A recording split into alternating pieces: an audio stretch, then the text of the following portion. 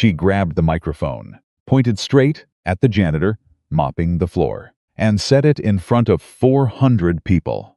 "Fly that helicopter, and I'll marry you." The ballroom erupted. Champagne glasses clinked. Investors laughed until their eyes watered. The janitor didn't flinch, didn't look up, just kept mopping. Nobody laughed harder than Claire Whitmore, billionaire, CEO, the most powerful woman in American aerospace. But 6 weeks later, that same janitor climbed into the cockpit of her unfinished helicopter in front of those same investors and flew it like he'd been born inside the clouds.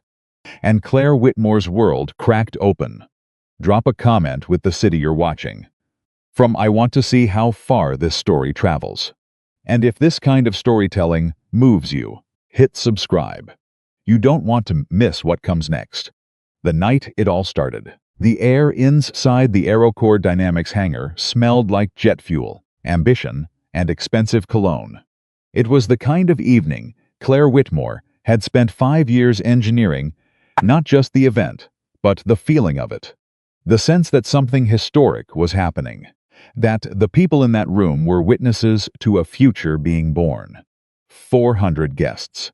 Senators, Pentagon consultants, venture capitalists who managed funds larger than the GDP of small nations. Every major aerospace journalist who mattered stood somewhere in that crowd, drink in hand, waiting to be dazzled. And at the center of all of it, gleaming under $200,000 worth of custom lighting, sat the AX-7 Valkyrie, AeroCore's revolutionary hybrid helicopter. 7 years of development, 3 failed prototypes, $140 million spent. And tonight, Claire Whitmore was going to out and out to the world that all of it had been worth it. She stood at the podium in a crimson dress that cost more than most people's cars. And she felt invincible. "Gentlemen," she said, her voice carrying that particular mix of authority and warmth that had made her the cover of Forbes 3 times before she turned 42. "What you're looking at tonight isn't just an aircraft. It's the future of vertical flight." Applause. Cameras flashing. The kind of energy that feeds on itself, growing louder and brighter until the room feels electric. Claire let the moment breathe. She was good at that. Let them feel it. Let them want it. But then, from the back of the room, came a voice she didn't expect. Whitmore. It was Gerald Harmon, one of her senior investors' old money, old opinions. The kind of man who'd funded 3 aerospace startups in the 90s and watched 2 of them explode. Not metaphorically. "Before we celebrate, I have a question." Claire smiled. "Gerald, the Valkyrie. She's beautiful. No question." He swirled his glass. "But I've heard the flight tests haven't exactly been conclusive. Word is the last test pilot walked off the project. So my question is simple." He looked at the helicopter. "Can she actually fly? Tonight, right now? Is there a pilot in this building who can take her up?" Silence dropped like a stone into still water. Claire felt the shift in the room. She'd prepared for 100 different questions tonight. But not this one. Because the honest answer, the one her chief pilot had handed her in a resignation letter 3 weeks ago, was complicated. The aircraft is not airworthy. Not yet. The rotor calibration system has an intermittent fault that we haven't been able to isolate. I will not certify this aircraft for flight until it's resolved. I'm sorry, Claire, but I won't put a pilot in that cockpit. She'd spent 3 weeks trying to replace him. She had someone lined up, a younger pilot, more flexible in his risk assessment, less attached to the kind of rigid safety protocols that old military men clung to. But he wasn't here tonight. So Claire did what she always did when she didn't have an answer she liked. She found a better question. She turned, almost casually, and her eyes found the one figure in that enormous hangar who was not watching her, not applauding, not waiting for her next word. A man in gray work clothes, pushing a mop across the far edge of the hangar floor, working slowly, methodically, as if 400 dressed-up strangers simply didn't exist. Daniel Brooks. She didn't know his name then. She barely registered him as a person. He was part of the building to her the same way the support beams were part of the building, the same way the fluorescent and backup lights were part of the building. Necessary. Invisible. Beneath notice. She grabbed the microphone off the podium, and something reckless and electric moved through her instinct, the same instinct that had made her bet everything on the Valkyrie in the first place. And she pointed. Right at him. You know what? Gerald. Her voice rang out across the hangar. If anyone in this building can fly that helicopter, tonight she paused for effect, grinning. Riding the energy of the crowd, I'll marry them. Laughter. Enormous, rolling laughter. Someone shouted. Even the janitor. And Claire, without missing a beat, still pointing. Even the janitor. More laughter. The loudest yet. And Daniel Brooks, the man with the mop. The man nobody had looked at all evening. He glanced up. Just once. His eyes found hers across the length of that hangar. Dark eyes. Calm eyes. The kind of eyes that have seen things that put jokes in their proper place. He held her gaze for exactly 2 seconds. Then he looked back down and kept mopping. That should have been the end of it. A throwaway joke at a party. The kind of thing that gets repeated at industry dinners for a year and then fades away. Except Daniel Brooks didn't fade away. Because Daniel Brooks was still in that building every morning at 5:47 a.m. when the hangar was empty and the only sound was the hum of the ventilation system and the whisper of his mop across the concrete floor. He'd been coming at 5:47 for 9 months. Long enough to know this building better than most of the engineers who worked in it. Long enough to know where every vent shaft ran, which structural columns bore the real load, how the temperature changed across different sections of the floor, and what that told you about the foundation. Long enough to know the sound the Valkyrie made when her system cycled through startup sequence, the particular rhythm of her rotor calibration, the slight stutter on the third initialization cycle that Fung else seemed to have decided was acceptable. Daniel had decided it was not acceptable. He'd been carrying a notebook for 6 months, a plain black composition notebook that he kept in the front pocket of his gray work jacket. And in that notebook, written in the careful, precise handwriting of a man who'd spent years filling out military incident reports, were 7 pages of observations about the AX-7 Valkyrie. Not guesses, observations. The way the portside rotor housing ran 2 degrees warmer than it should during extended ground tests. The intermittent vibration in the tail assembly that only appeared when the aircraft was oriented northeast, suggesting a gyroscope calibration issue tied to magnetic variance. The stress fracture he'd noticed in a secondary mounting bracket, small, barely visible. The kind of thing you'd only see if you were down on your knees cleaning underneath an aircraft on a Tuesday morning when nobody else was around. He'd mentioned the fracture to one of the junior engineers 3 months ago. "Thanks, man," the engineer had said, not looking up from his laptop. "I'll flag it." He hadn't flagged it. Daniel had gone back the next day and looked again. The fracture was still there, slightly larger. The kind of growth pattern that didn't announce itself dramatically. It just quietly waited until it didn't have to be quiet anymore. He'd written 3 more pages. The morning after the investor event, Daniel arrived at 5:47 as usual. The hangar was different in the early morning. Honest. Somehow, all the performance of the previous evening had evaporated with the catering staff and the television lights. What remained was just the aircraft and the truth about it. He was running his mop along the base of the Valkyrie's landing skids when he heard footsteps. He recognized them before he looked up. Claire Whitmore walked differently than anyone else in the building, quick, decisive, the kind of stride that expected the path to clear itself. She was alone, which surprised him. He'd never seen her alone before. She stopped about 10 feet away, arms crossed, looking at the helicopter the way a person looks at something they love but aren't sure they trust anymore. She didn't acknowledge him. He kept mopping. 40 seconds passed. Then she said, quietly, almost to herself, "She's going to fly." Daniel moved the mop in a slow arc. "You believe that?" She turned and looked at him, actually looked at him, like she'd forgotten he was capable of speech. "Excuse me. I asked if you believe that, or if you need to believe it." Her expression sharpened. "Do you have somewhere else to be?" "Nober, ma'am." "Then maybe keep the philosophical commentary for the fracture in the starboard secondary mount is getting worse." He said it the way he said everything, without drama, without performance. Just the fact. Placed on the table like a tool. "It's grown about 2 millimeters since I first noticed it in March.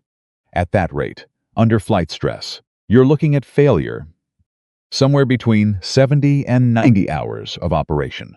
Could be less if she hits any significant turbulence on early flights." Claire stared at him. "I reported it to Kevin Marsh in March." Daniel continued, wringing the mop out slowly. "He said he'd flag it. I checked, it wasn't flagged. I reported it again to the structural team lead in May. Same result. You reported a structural defect. To my engineering team." "Yes, ma'am." "And they ignored you. They thanked me." Claire's jaw tightened. "Show me." He showed her. He walked her around the base of the landing skid, crouched down beside it, and pointed to the fracture with the wooden end of his mop handle. In the pale morning light, without the theatrical spotlights from the night before, it was visible. Faint, but visible. Claire crouched beside him, looked at it for a long time. "How do you even know what you're looking at?" she asked. Daniel stood up, picked up his mop. "I've seen fractures like that before." "Where?" "Elsewhere." He moved away, resuming his work. "You should get your structural team to look at it today. Not in a report. In person. Today." He was 15 feet away before she spoke again. "What's your name?" He paused, looked back. "Daniel," he said. She nodded slowly, like she was filing it away. "Daniel, then," with the faintest trace of something that wasn't quite an apology, but was trying to be. "I didn't mean anything by what I said last night." He looked at her evenly. "I know," he said, and he went back to mopping. What happened next unfolded over the following weeks in the way that all slow disasters do, not all at once, but in careful increments, each one reasonable on its own, catastrophic in combination. Claire did send her structural team to look at the fracture. They looked at it, wrote a report, categorized it as low priority, monitor and reassess, and scheduled a formal inspection for 3 months out. 3 months.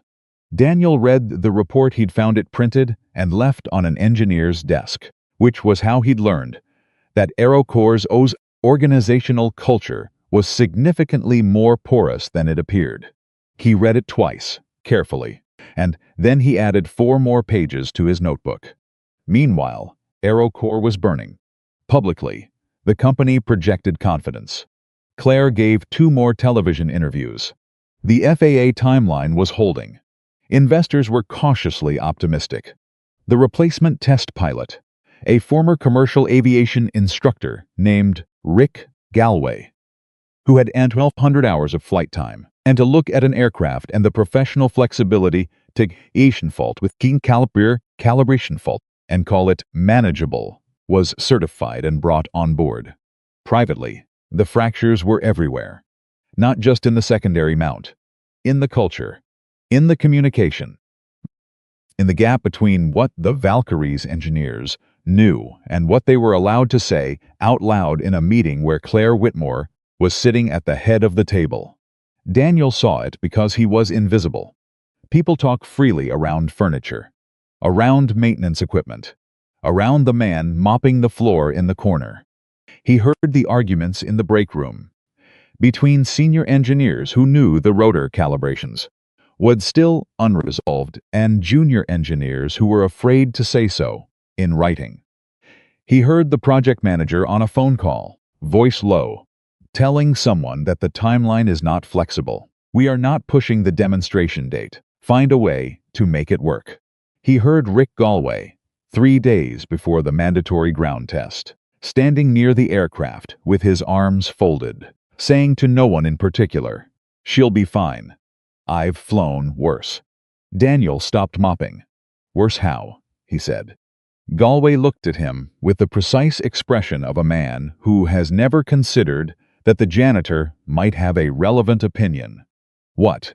You said you've flown worse. Worse in what specific way?" "The rotor calibration fault, the structural issues in the mounting assembly, or something else you've identified that I haven't seen yet." Galway stared at him for 5 full seconds. "She's a mop jockey," he said to the engineer standing next to him, and a young woman named Torres, who had the grace to look uncomfortable.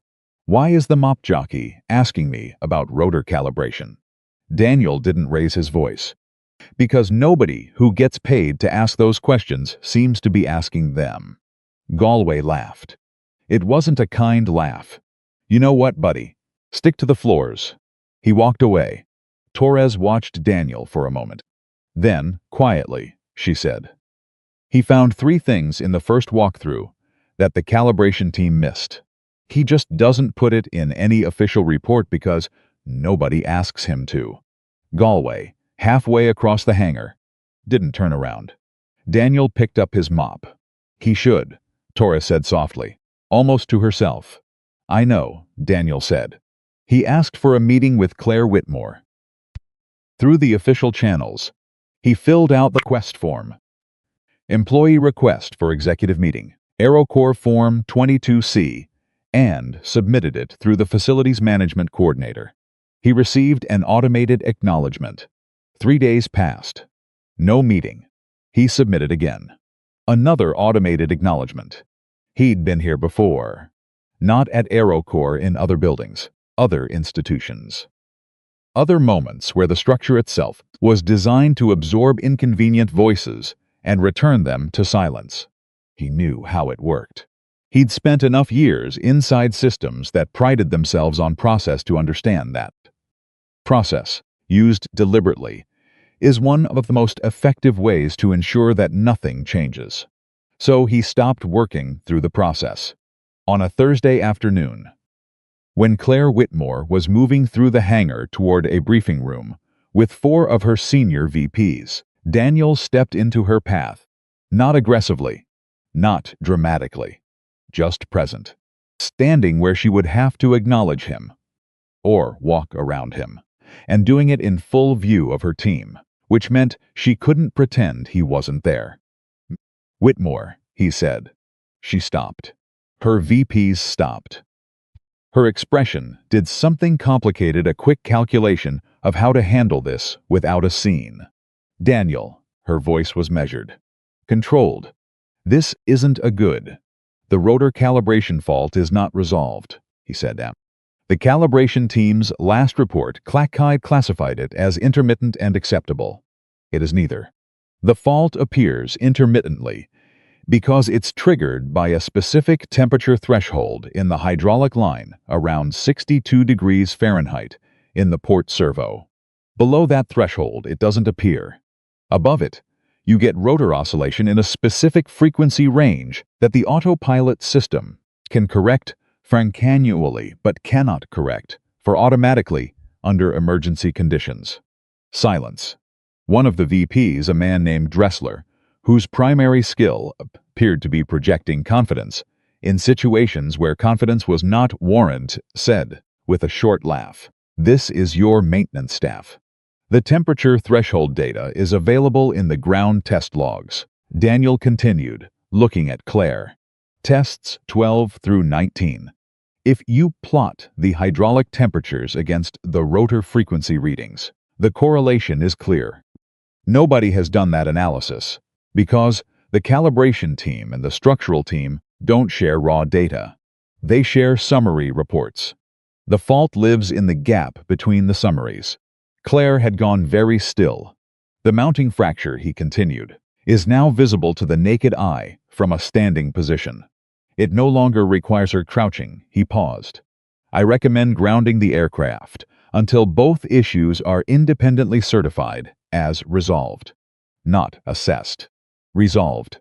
Dressler let out a short, contemptuous sound. Claire, do you really want to? Thank you, Daniel. Her voice was quiet. Impossible to read. I'll look into it. She moved past him. Her VPs followed. And Daniel stood there for a moment, in the empty corridor, and he thought about a man he'd known 15 years ago. A crew chief named Marcus Webb, who had flagged a hydraulic anomaly 3 times before a test flight and been told, each time, that it was within acceptable parameters, who had watched the aircraft take off anyway, who had spent the next 4 years rebuilding himself from the pieces of that afternoon. He thought about Marcus. Then he went back to work. 2 days later, he was mopping near the break room when he heard the conversation. Torres's voice, tight and low. He's been fired. Galway is in. Full go for the ground test. A voice he didn't recognize. Who's been fired? Patterson, the head of structural assessment. Apparently, he wrote a formal memo recommending a flight suspension, penned in independent review. And now he's been fired. Silence. They can't do that. They just did. Daniel stood very still. The mop handle was cold in his hands. Patterson. He didn't know the man personally, but he knew the name, a 30-year veteran, former NTSB consultant, the kind of structural engineer who didn't write memos unless he was absolutely certain. Fired for writing the memo, Daniel had been trying to deliver in person for weeks. He opened his notebook, turned to a clean page, and he started writing again, not observations this time, but a complete summary. Everything he'd seen, everything he'd heard, every data point, every date, every name, organized clearly in sequence, the way you'd write an incident report, the kind that doesn't leave room for interpretation. When he was done, he folded the pages carefully, put them in an envelope, and sealed it. He wrote one name on the outside, Claire Whitmore. He left it on her desk at 5:47 the following morning, weighted down by a small metal object he'd carried in his pocket for 9 months without showing anyone. A pin, silver with a blue enamel center, the kind given to pilots who complete experimental flight certification in classified military programs, the kind that couldn't be purchased. That could only be earned. He left it on top of the envelope and walked away.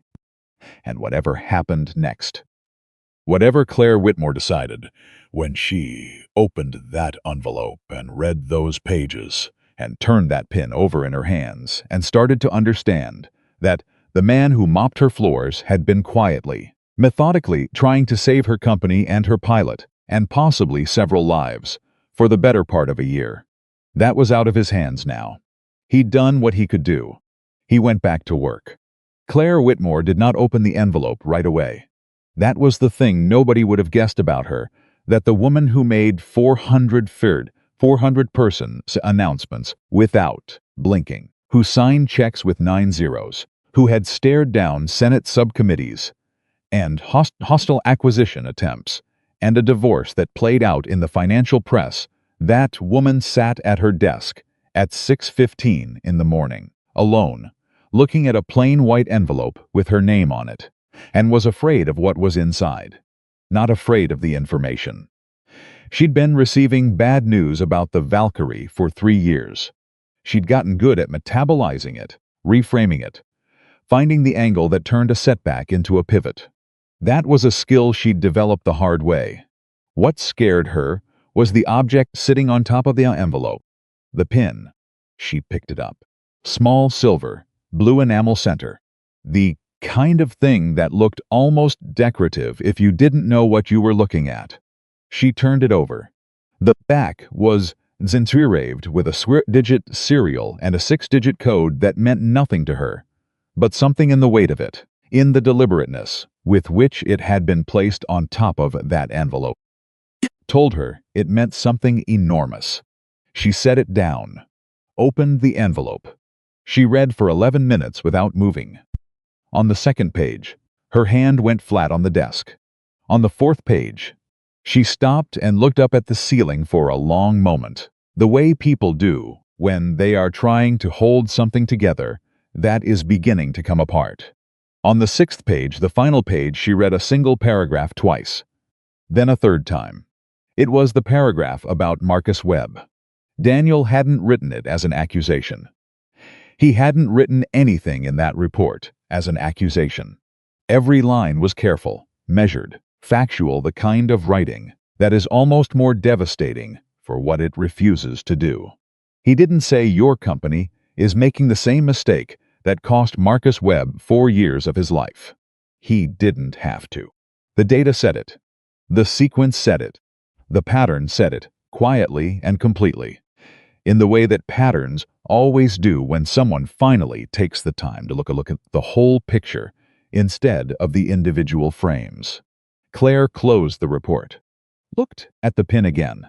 Then, she picked up her phone and called her head of corporate security. "I need everything you can find on an employee named Daniel Brooks," she said. "Facilities and maintenance. Started about 9 months ago." She paused. "Everything. And I need it in an hour." She hung up, sat for a moment. Then she called Dressler. "Cancel my 8 o'clock," she said when he answered. "Claire, the FAA liaison is flying in from." "Cancel it, Richard." Her voice had changed. Dressler heard it. He'd worked with her for 6 years, and he knew every frequency of that voice. This one was the frequency she only used when something had fundamentally shifted. "And I need Patterson's contact information.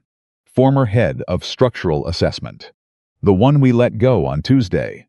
Silence on the line. Claire. "His personal number, Richard. Not his AeroCorps email.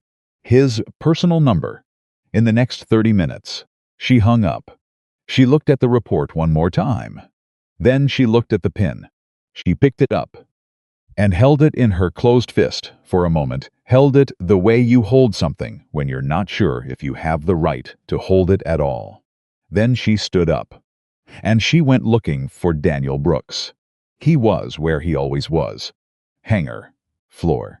6:22 in the morning. Moving his mop in slow, deliberate arcs around the base of the Valkyrie's landing skids, working with the unhurried precision of a man who understands that the quality of a thing matters more than the speed of it. He heard her coming, heard the specific cadence of her footsteps, which he'd cataloged months ago, the way you catalog any variable, the teeny variable in an environment you're trying to understand, and he didn't stop working. She stopped 3 feet away from him. "The pin," she said. "Yes. Experimental flight certification. Classified program." She paused. "You don't get one of those from a flight school." "No," Daniel said. "You don't." "Where?" He kept moving the mop. "Fort Rucker. Then a program I can't name. Then about 6 years of work I also can't name." A pause. "Then I left." "Why?" He stopped mopping. Looked at her. Not the way an employee looks at a CEO. Just the way one person looks at another when the question is real enough to deserve a real answer. "I lost someone," he said. "And after that, I needed to be somewhere quiet for a while." Claire held his gaze. "Didn't push." "The report you left me," she said. "The hydraulic temperature correlation. The mounting fracture data. The pattern across the test logs." She stopped. "You've been watching this aircraft for 9 months." "Yes." "Watching it the way a pilot watches it." He didn't answer, which was its own kind of answer. She held out the pin. He looked at it in her palm. Then he took it back, slowly, and put it in his jacket pocket. "What are you going to do about the ground test?" he said. Claire crossed her arms, looked up at the Valkyrie. "That's what I'm trying to figure out. The timeline isn't." "I know what the timeline is, Daniel." "Whitmore." His voice was quiet, but it had an edge now, not anger, but weight. The weight of someone who has said a thing multiple times and is measuring how many more times he has left. Rick Galway has 1,200 flight hours, mostly commercial. He has never sat in an experimental rotorcraft under stress conditions. He has never managed a calibration fault in real time at altitude. And he is getting into that aircraft in 4 days. Claire was quiet. The fault I described, Daniel continued, is not theoretical. It is a documented pattern in your own test logs.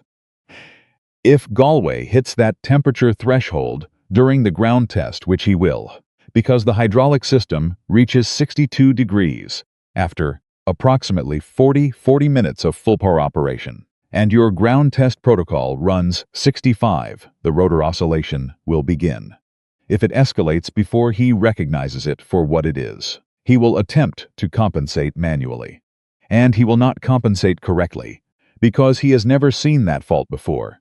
And your briefing documents don't describe it correctly.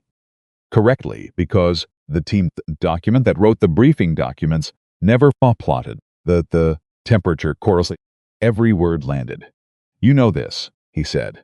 You've read the report. Yes, Claire said. I have. Then, what are you waiting for? She turned and looked at him, really looked. The second time she'd done that in their entire acquaintance. And her expression did something he didn't expect. It cracked. Just slightly. Just enough for something real to show through. I've got $140 million in that aircraft, she said. And 40 employees whose jobs depend on the demonstration timeline. And I've spent the last 3 years telling investors and the FAA and the Secretary of Defense's office that this aircraft is 6 months away from production. She stopped. I am very aware of what happens if I ground her again. And I am very aware, Daniel said, of what happens if you don't. Silence stretched between them. Then Claire Whitmore did something she almost never did. She looked away first. I'm bringing Patterson back in, she said quietly. Consulting basis. Confidential assessment. He gets access to everything raw logs, all of it. She paused. And I need you to walk him through the temperature correlation. In person. Daniel was still. Me. Yes. I'm a janitor. Stop saying that. Her voice was sharp, not cruel, but precise. Like she was cutting something loose. You are whatever you are, Daniel. The uniform is irrelevant to me right now. What is relevant is that you are the only person in this building who has actually looked at the complete picture. She stopped. Will you do it? He looked at her for a long moment. Yes, he said. She nodded. Moved to leave. Stopped. The joke, she said. At the event. She started again. I don't make a habit of she stopped again. Closed her eyes briefly. Opened them. I'm sorry, she said. Flat and direct. No performance around it. That was beneath me. Daniel looked at her. It was beneath both of us, he said. For different reasons. She didn't quite know how to answer that. So she nodded once and left. Daniel watched her go. Then he looked up at the Valkyrie. The aircraft he'd been watching for 9 months, in the early mornings and the late evenings, learning her the way you learn anything you care about, slowly, honestly, without pretending to know more than you do. He put his hand flat against the landing skid. The metal was cold. Not yet, he said quietly. Not like this. He picked up his mop and went back to work. The meeting between Daniel, Patterson, and Claire's senior engineering team happened 2 days later, at 7 in the morning, in a conference room that smelled like stale coffee and tension. Daniel Brooks walked in wearing his gray work jacket. He carried his notebook, the black composition notebook, and a flash drive containing his compiled analysis of test logs 12 through 19, which he'd put together over 3 evenings at his kitchen table, while his daughter slept. His daughter's name was Eva. She was 9 years old. She knew her father had worked on helicopters once, a long time ago, and that he'd stopped, and that he didn't talk about why. She'd never pushed. She was the kind of child who understood, without being, that some doors were closed, not because of secrets, but because of weight, because of what was stored behind them and how heavy it would be to carry it into the open. That morning, before he left for the hangar, Eva had looked up from her cereal and said, "Dad, are you going to fix something today?" He'd paused at the door, looked back at her. "I'm going to try," he said. She nodded, satisfied, and went back to her cereal.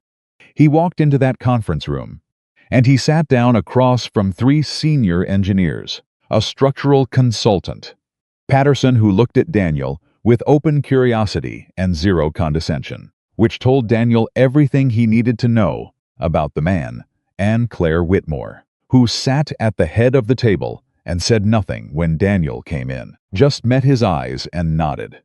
Dressler was also there, in the corner, with the specific expression of a man who had decided he was here to observe and not participate, which Daniel understood meant he was there to find a way to minimize whatever was about to happen. Daniel put his notebook on the table. He did not apologize for being there. He did not explain himself.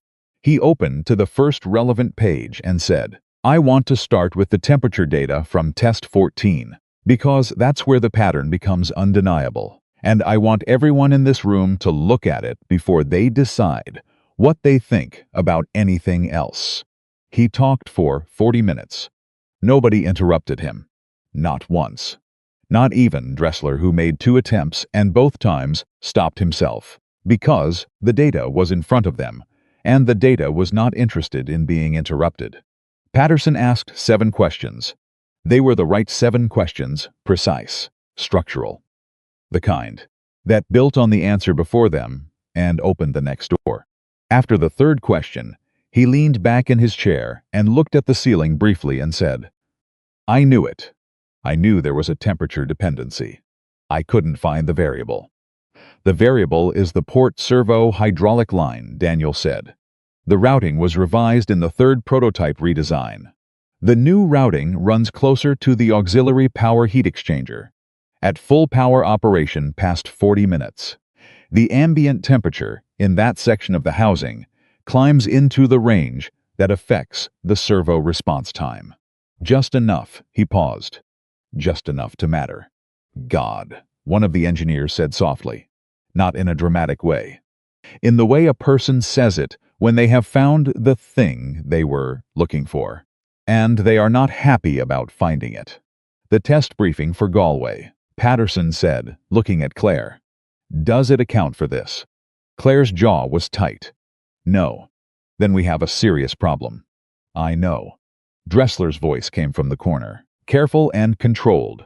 "Patterson, with respect, you're here in an advisory capacity. The formal engineering sign-off on the test was completed by Richard."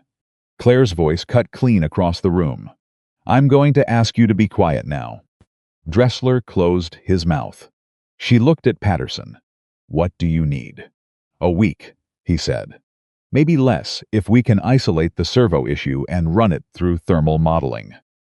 But I want to see 3 clean sequential tests at full operation temperature before I sign anything." "The demonstration timeline." "Claire." Patterson's voice was not unkind. "The demonstration timeline is a calendar problem. A rotor failure at altitude is a different kind of problem. I think you know the difference." She did know the difference. That was the thing she had always known the difference. It was just that the calendar problem was loud and immediate, and the other kind of problem had kept presenting itself as theoretical, as manageable, as let's reassess after the next test. Until the man in the gray work jacket had put 7 pages and a pin on her desk at 5:47 in the morning, and the theoretical had stopped being theoretical. "Daniel," she said. He looked up. "Will you be available for the duration of the assessment as a technical consultant?" The room was very quiet. He looked around the table at the engineers, who'd ignored his reports, at Patterson, who was watching him with respect, at Dressler, who was watching him with something between resentment and reluctant reassessment, at Claire, who was watching him with the clear-eyed focus of someone who has decided to stop lying to themselves about something important. "Yes," he said, "on one condition." "Name it." Every person who raised concerns about this aircraft in the past 6 months gets back in the room. Not Patterson alone. Everyone. The junior engineer who flagged the vibration data in February and was told it was within tolerance. The calibration tech who submitted a variance report in April that was never formally acknowledged. Torres. He paused. The people who saw this and tried to say something, they get credit. In writing, Claire held his gaze. Done. And Galway gets a full briefing before he sits in that cockpit. A real one. With the actual temperature data. Done. He nodded. Looked back down at his notebook. Turned to the next page. All right, he said. Then let's talk about the tail assembly. What followed in that conference room was 5 hours of the most productive technical conversation AeroCorps had produced in 3 years. Not because Daniel Brooks was smarter than every engineer in the room he wasn't, or not in every domain, but because he had done what none of them had done. He had looked at the whole picture, without ego, without doubt deadline pressure, without the particular blindness that comes from being too invested in a specific outcome. He'd looked at it the way you look at something, when the only thing you care about is the truth of it. Torres arrived at hour 2, having been called in from her regular shift. She walked in and saw Daniel at the head of the table and stopped in the doorway with an expression that was half shock and half sums, and half looked some seats. The relief of a person who had been saying something into what felt like a void, and had just discovered the void was not as empty as it seemed. She sat down across from him. Opened her own notebook, she had one too. Daniel noticed. Different cover, same careful handwriting. She slid it across the table to him without a word. He opened it. Read the first page. Then the second. He looked up at her. You found the vibration pattern in the tail assembly, he said. 2 months ago, she said. I put it in a report. The report was filed under ongoing monitoring. Führer. Daniel turned the notebook so Patterson could see it. Patterson read it, looked at Torres, and said, This is excellent work. Torres looked like she'd just been told she existed. The day ended at 4 in the afternoon, with 3 specific action items, 7 engineers assigned to thermal modeling and structural reassessment, a formal delay of the ground test pending independent certification, and Patterson reinstated as head of structural assessment quietly, on Claire's authority, pending a formal HR process that she told Dressler to expedite.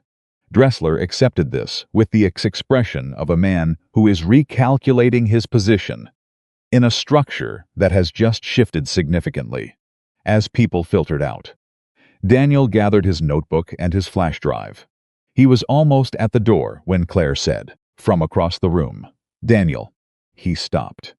You could have walked away, she said, at any point in the last 9 months. You'd reported it. You'd tried the official channels. Nobody was listening. She paused. Why didn't you? He thought about Marcus Webb, about the sound of the phone call that had come in the aftermath of that afternoon, the call he'd received at a base in Nevada, 7 time zones from the accident site, that had begun with "there's been an incident" and ended with a silence on the line that he'd carried ever since. He thought about Eva, 9 years old, asking if he was going to fix something today. He thought about the Valkyrie, the aircraft itself, not what it represented. Not the money or the timeline, or the political weight of it, just the machine, the actual machine, which was beautiful in the way that all flying things are beautiful, and which deserved better than to be sent into the air before it was ready. Because someone was going to get into that cockpit, he said, and they deserved to have someone in their corner who wasn't looking at a spreadsheet. He left. The hallway was empty. His footsteps echoed.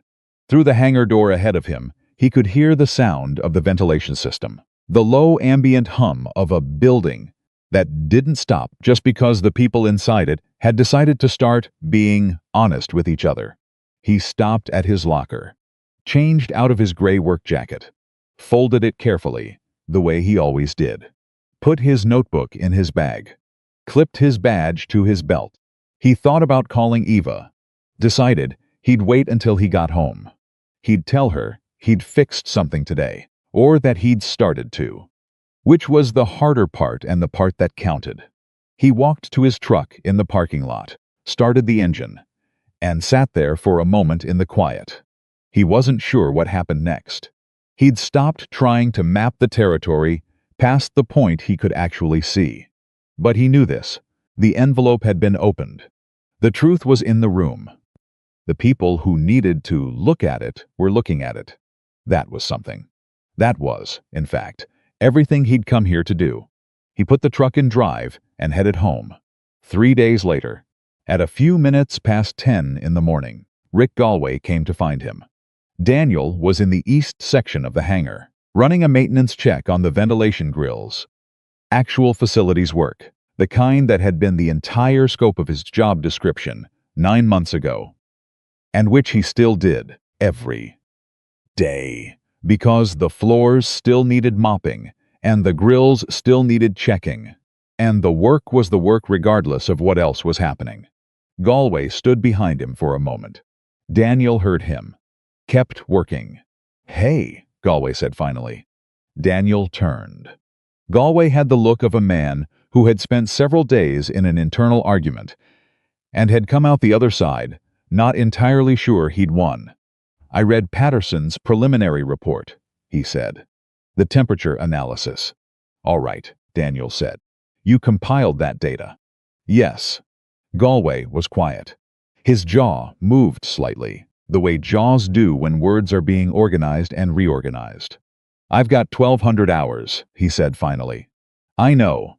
None of them were in an experimental rotorcraft. I know that too." Another pause. Galway looked at the floor, then back up. "The briefing they gave me didn't mention the temperature threshold. Didn't mention the servo issue. Didn't mention any of it." He stopped. "I was going to get in that aircraft in 2 days." "Yes," Daniel said.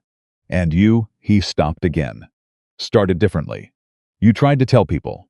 "Yes." "And nobody listened to you because he looked at Daniel's work jacket. Because of that." Daniel held his gaze. "That seems to be the case." Galway nodded slowly. Like someone accepting the weight of something they hadn't previously agreed to carry. "I owe you one," he said. Not graciously, men like Galway didn't do gracious easily, but genuinely. Like it cost him something to say it, and he'd decided to pay the cost anyway. "You don't owe me anything," Daniel said. "Just read the full assessment before you sit in that cockpit." Galway nodded. Started to leave. Stopped. "What program were you in?" he said, not turning around. Daniel was already back at the grill. "The kind I can't name," he said. Galway nodded once, like that was answer enough, and walked away. Daniel listened to his footsteps fade across the hangar floor. Then he reached back into his bag. He carried it with him, everywhere now, because the notebook was in it, and pulled out his phone. One text from Eva. "Did you fix it?" He smiled. The kind of smile that lives mostly in the eyes and doesn't ask for much. He typed back. "Working on it. Home by 6. Want pizza. 3 seconds. Yes. Pepperoni. Extra cheese. Don't forget this time." He put the phone away.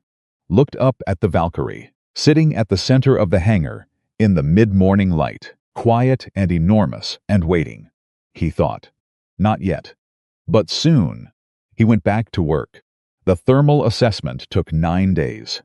Patterson ran it the way he ran everything, methodically, without drama, with the particular brand of quiet intensity that had made him one of the most respected structural consultants in American aerospace, before AeroCorps had let him go for the crime of being correct at an inconvenient time. He came in early and stayed late. And he didn't talk to the press once. And he didn't talk to Dressler. And when investors called Claire asking why the demonstration had been delayed again, she told them there was a technical refinement in progress and that it would be worth the wait. She believed that. She was starting to believe a lot of things she hadn't believed 2 weeks ago. Daniel was there every morning. Not at the engineering table, that wasn't his role, and he knew the difference between contributing what you know and overstating your authority. He was there, the way he'd always been there, moving through the building, watching, listening, available. When Patterson had a question about a specific test log sequence, Daniel pulled the notebook and found the page in under 30 seconds. When Torres needed someone to verify the physical condition of the port servo housing, Daniel was the one who'd been underneath that aircraft enough times to describe exactly what the housing looked like from below, which saved the team 4 hours of disassembly. He was useful the way water is useful, not dramatic about it, just present and necessary. On the 4th day, Torres found him eating lunch alone in the break room, a sandwich from home, the kind packed by someone who makes lunch the night before because mornings are complicated. She sat across from him without asking if she could, which he appreciated. "Can I ask you something?" she said. "Sure. How long did you know?" "About the temperature correlation." He thought about it. "I had the hypothesis around month 4, he said. Month 6, I had enough data to be confident. Month 7, I tried to get it in front of someone who could act on it." Torres was quiet for a moment. "I had the vibration data in month 3, she said. I put it in the system. I sent follow-up emails." She stopped. "I watched it disappear." "I know. Does that make you angry?" Daniel picked up his sandwich. "It makes me careful," he said. "Angry doesn't help the aircraft." Torres looked at him for a long moment, the way young engineers look at people who've already learned. "The lessons. They're still in the middle of learning." "You're different from how I expected," she said. "What did you expect?" "I don't know." "More noise." "After everything." She shrugged. "Most people, if they'd been through what you've been through in this building, would have made more noise." "Most people," Daniel said, "haven't seen what happens when the noise gets the timing wrong." She didn't ask him to explain that. She seemed to understand it didn't need explaining. On day 7, the thermal modeling came back clean on the port servo redesign. Patterson called it a provisional confirmation and ordered 2 more days of sequential testing. Dressler came to Claire that afternoon with a revised timeline and a thinly veiled suggestion that provisional confirmation was probably sufficient to proceed. And Claire looked at him across her desk and said, with the specific precision of someone who has decided to stop softening things, "Richard, if you say the words probably sufficient me one more time in the context of this aircraft, I'm going to need to reconsider whether your role here is still the right fit." Dressler did not say those words again. On day 9, Patterson signed the certification, not just the provisional one, the full one. He walked into Claire's office at 4 in the afternoon, set the paperwork on her desk, and said, "She's ready for the ground test. After that, if the sequential data holds, I'll recommend flight certification." He paused at the door. "First time I've been able to say that and mean it." Claire held the paperwork, looked at it. "Thank you, Tom." He nodded. "Thank the janitor," he said, and left. Claire sat alone for a moment. Then she called Daniel's cell phone. She had his number now, which was itself a change she hadn't predicted 6 months ago. He picked up on the second ring. "Certification came through," she said. A pause. "Patterson signed it. Full endorsement. Ground test scheduled for Monday." Another pause. Longer. She could hear something in the background dishes, maybe, and a child's voice. "All right," he said. "Daniel." She stopped. Started again. "I want you in the hangar Monday. Not as a maintenance employee. As a technical observer. Official capacity." Silence. "I'll have Galway briefed on everything. The full thermal data, the servo specs, the tail assembly assessment. He'll go in prepared." "Good. And I want you there, in case something comes up that nobody's seen before. Because you've been the one who sees the things nobody else sees." She stopped. "Will you be there?" "Yes," he said. "Thank you." She hesitated. "How's your evening?" The question surprised them both. She could tell surprised her to be asking it. Surprised him to be asked. "Pizza," he said, after a moment. "Extra cheese." She almost laughed. Almost. "Sounds good," she said. "I'll see you Monday." She hung up, sat there, looked at Patterson's signature on the certification form. She thought about what it would have cost her, what it had nearly cost everyone. If Daniel Brooks had decided 9 months ago that the job description on his contract was the limit of his responsibility. If he'd mopped the floors and collected his paycheck and watched from the corner, the same way everyone else watched, which was from a safe distance that looked like engagement, but wasn't. She thought about that for a long time. Then she opened her laptop and pulled up Daniel Brooks's personnel file, which her head of corporate security had compiled and sent to her 10 days ago, and which she had read twice, and which contained enough information to fill a document much longer than a personnel file, and which ended with a section marked Classified Confirmed Veteran Status, Experimental Flight Program, Details Restricted by order of Dodd, and a note at the bottom from her security director that read simply, "This man is not who he appears to be. Or rather, he is exactly who he appears to be. Just not in the way anyone assumed." She closed the file. Monday came fast. The ground test was scheduled for 10 in the morning. By 8:15, the hangar had the specific electric quality of a day that knows it matters not the manufactured electricity of the investor event, but something real and functional and slightly nerve-wracking.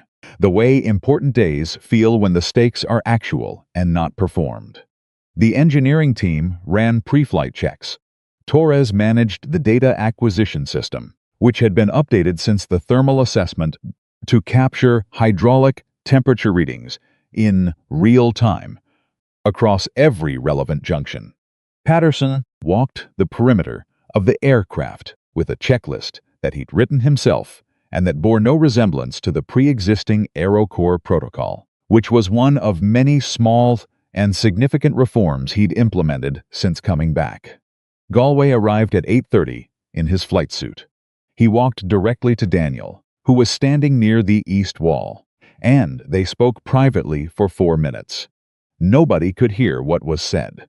But when Galway walked away, he had the focused, grounded expression of a man who has been given information he needed and intends to use it correctly. Daniel watched him go. Claire arrived at 9. She didn't come in through the executive entrance.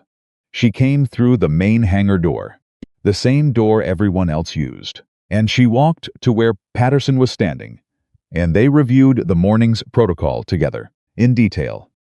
The way two people review something that matters.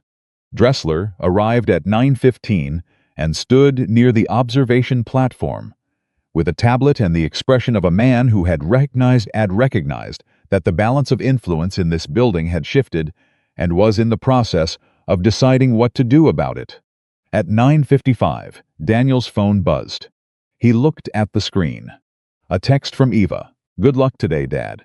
Fix everything." He put the phone away. At 10 o'clock exactly, Galway climbed into the cockpit of the AX-7 Valkyrie. The initialization sequence ran. The rotor systems came online. The sound that filled the hangar was enormous and specific, not loud in the way of an explosion, but present in the way of something enormous doing what it was built to do, filling the space so completely that conversation became impossible and thinking became physical. 12 minutes in. Torres's voice came through the comm. Hydraulic temperatures nominal. Port servo holding at 54 degrees. 18 minutes in. All systems nominal. Rotor frequency within spec. 25 minutes in. Port servo at 58 degrees. Still within range. Galway's voice on the comm was steady and professional. He called out instrument readings at regular intervals. His technique was competent. More than competent. Actually, he'd been flying for 20 years.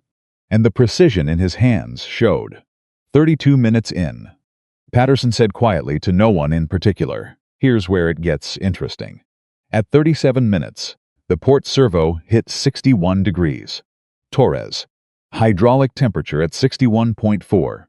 Approaching threshold. Galway. Copy. I have it. The rotor frequency readout held steady. Everyone in the hangar was watching the screens. The specific quality of silence that lives inside a loud room, the inner silence. The held breath silence settled over every person watching. At 41 minutes, 62.2 degrees. And then, so subtle, that if you didn't know what you were looking for, you would have missed it entirely, a shift in the rotor tone. Not dramatic, not alarming on its face. Just a slight variation in the frequency, a small irregularity in what had been a perfectly even sound. Galway caught it immediately. I have a frequency variation. Port side. Minor oscillation. Consistent with the briefed parameters. Torres. Confirmed. Temperature at 62.7. Oscillation within predicted range. Then, oscillation increasing. Still within range, but trending. Daniel moved 3 steps closer to the monitoring station, without realizing he'd done it. Patterson had his hand on the comm button. He didn't press it. Not yet. Because the protocol said Galway managed this, and Galway had been briefed, and the oscillation was still within the predicted range. And Galway was a professional. Galway's voice. Reducing power to 0.8 nominal. Hydraulic pressure to secondary routing. A pause. Oscillation stabilizing. 43 minutes in. Port servo temperature peaked at 63.1 and began to drop as the secondary routing took load. 45 minutes in, the temperature was back to 61.5. Torres, oscillation within spec. Temperature declining. All systems holding. The hangar exhaled. Not dramatically. Just the held breath released. The collective inner tension that had been building for 45 minutes and found a place to go and went there. Patterson pressed the comm. Galway. Good call on the secondary routing. Galway had good intel. Thanks to the right people. Daniel stood very still. Watched the temperature readout continue its descent. 59 degrees. 58. Steady. Torres looked at him from across the monitoring station. She didn't say anything. She didn't need to. The ground test ran for another 20 minutes. Every system held. Every reading stayed within the new parameters. When Galway brought the power down and the rotor began its shutdown sequence, the sound in the hangar changed slower, lower. The enormous presence of the Valkyrie pulling back from the space it had filled, leaving behind a quiet that felt earned. Galway climbed out of the cockpit, walked directly to Patterson, shook his hand, said something that made Patterson nod. Then he walked to Torres and said something that made her look surprised, and then not surprised. Then he walked to Daniel. He didn't say anything for a moment, just looked at him with the direct, uncomplicated respect of one pilot to another, the specific kind that doesn't need rank or uniform to establish itself, that exists in the acknowledgement of shared understanding. Textbook, Galway said finally. Exactly where you said it would be. Exactly how you said it would behave. You handled it right, Daniel said. Because someone told me the truth about what I was getting into. Galway extended his hand. Daniel took it. The handshake was brief and solid. You ever decide you want to get back in a cockpit, Galway said, you let me know. I'll fly your wing. He walked away. Daniel stood alone for a moment. The hangar was gradually filling back with voice and movement as people began talking, comparing readings, calling in reports. The ordinary aftersound of a thing that went right. Claire appeared beside him. He hadn't heard her approach. The oscillation window, she said, when it started ending at 43 minutes. Were you worried? Yes, he said. What would you have done if it had escalated? He looked at her. What I had to, he said. She held his gaze for a moment. Then she looked at the Valkyrie, the aircraft, sitting at the center of the hangar, in its post-test quiet. "Patterson wants to move to flight certification prep," she said. "He's projecting 3 weeks if the sequential tests hold." "They'll hold," Daniel said. "The servo fix is solid. Torres's work on the tail assembly resolved the last major variable. You trust the fix." "I trust the process that got to the fix," he said. "That's different from before." Claire was quiet. "Yes," she said. "It is." She looked at him, for a moment longer than was strictly professional, and he looked back. And neither of them said anything about that, which was its own kind of conversation. Then her phone rang, and the moment passed, and she answered it and moved away with the particular speed of a CEO whose morning has produced results that require immediate documentation and distribution. Daniel looked at the Valkyrie one more time.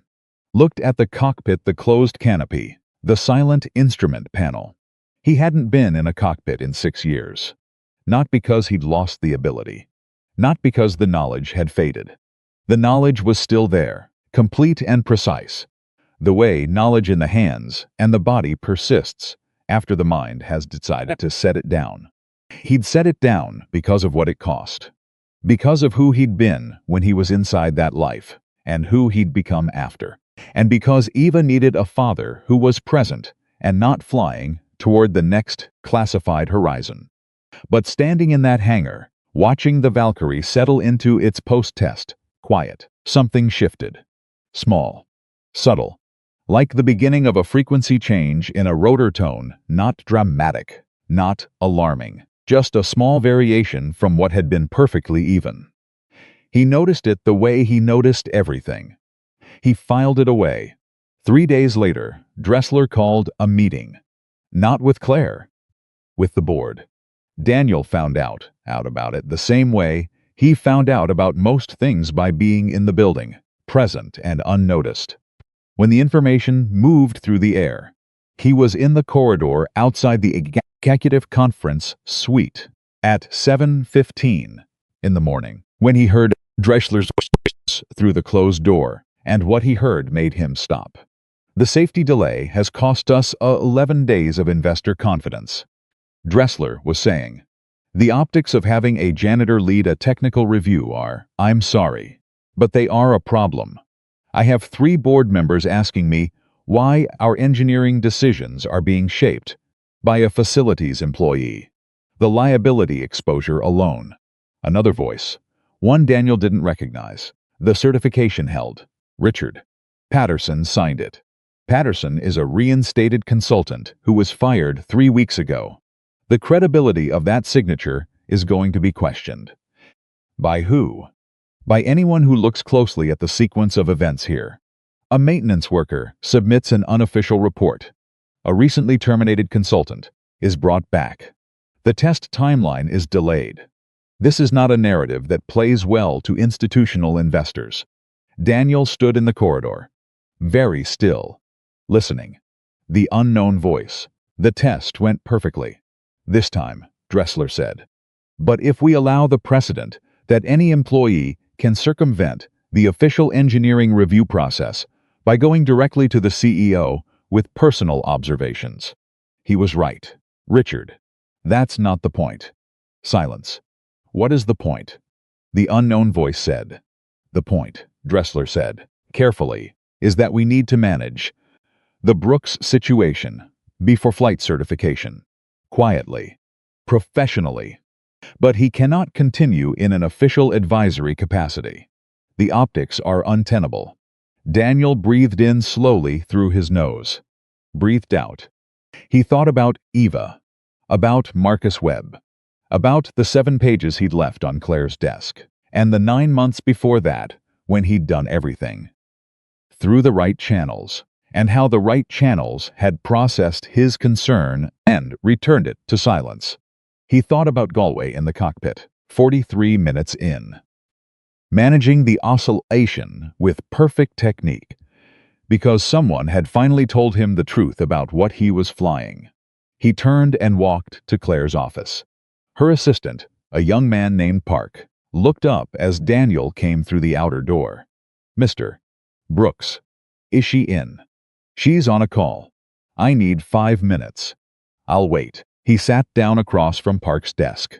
Park looked at him, looked at the office door, looked back at Daniel, and made the specific calculation that people make when they are trying to decide whether the protocol or the situation should govern. He pressed the intercom. "Whitmore, Daniel Brooks is here.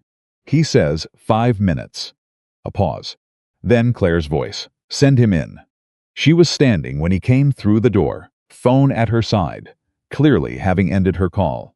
She read his face. She'd gotten good at reading his face in the past 2 weeks, which was itself something she hadn't anticipated. Ed. What happened? He told her what he'd heard. Not dramatized. Not exaggerated.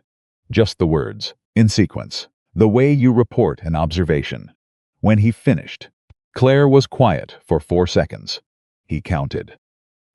"Where is Dressler now?" she said. "Conference suite. East Wing." She picked up her phone. Dialed. "Park, tell Richard Dressler I need to see him in my office in 10 minutes. She hung up. Claire, he'd used her first name twice in 2 weeks. Both times had been in moments that didn't leave room for formality. "You don't have to." "Yes," she said, with the particular firmness of someone who is not inviting debate. "I do." She looked at him. "Sit down, Daniel. Please." He sat. She paced once, just once, and then stopped. "When I was 34, she said, not looking at him. "I was the VP of Product Development at a defense contractor in Virginia. I had a direct report, a brilliant engineer named Singh, who identified a propulsion flaw in a contract we were about to certify. She reported it up the chain. The chain processed it and returned it as within tolerance. She stopped pacing. She came to me directly. I told her I'd look into it. I didn't. We certified the contract. 6 months later, the propulsion system failed in a field test and injured 2 technicians. She stopped. Singh had been right. I had known she was probably right. And I had not acted because the timeline and the optics and the board and the investors and every single external pressure had seemed louder than the internal one. That said, she's right. Listen to her. The room was very quiet. "I have been thinking about Singh for 9 months, she said. "Since the first morning I saw you mopping this floor, and decided you were furniture." She finally looked at him. "I'm not going to let Dressler manage you out of this building. Not today. Not after this." Daniel looked at her. The kind of look that takes a measure of someone not unkind, just accurate. "Okay," he said. When Dressler arrived 10 minutes later, Claire was behind her desk.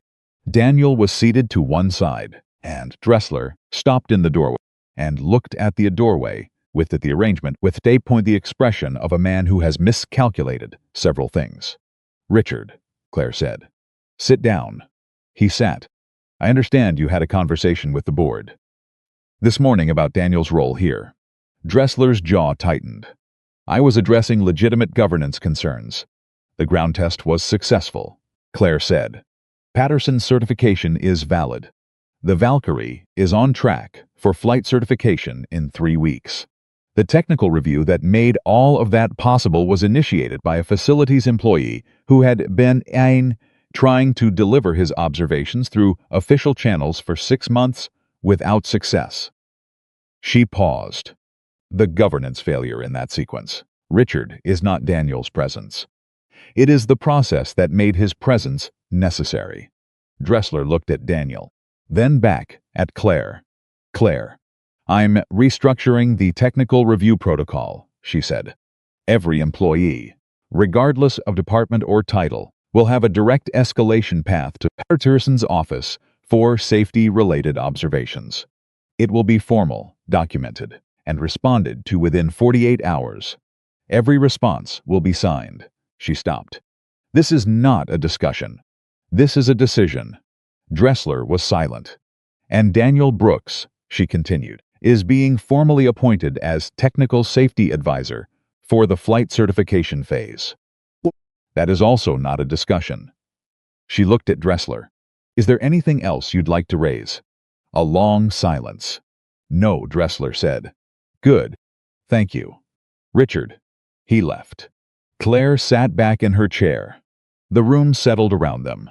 Outside the office windows, the hangar was visible, the Valkyrie sitting at its center, the engineering team moving around it, Torres at her monitoring station, Patterson walking his perimeter with his handwritten checklist. Technical Safety Advisor, Daniel said. It's a real title, Claire said. It comes with a salary adjustment.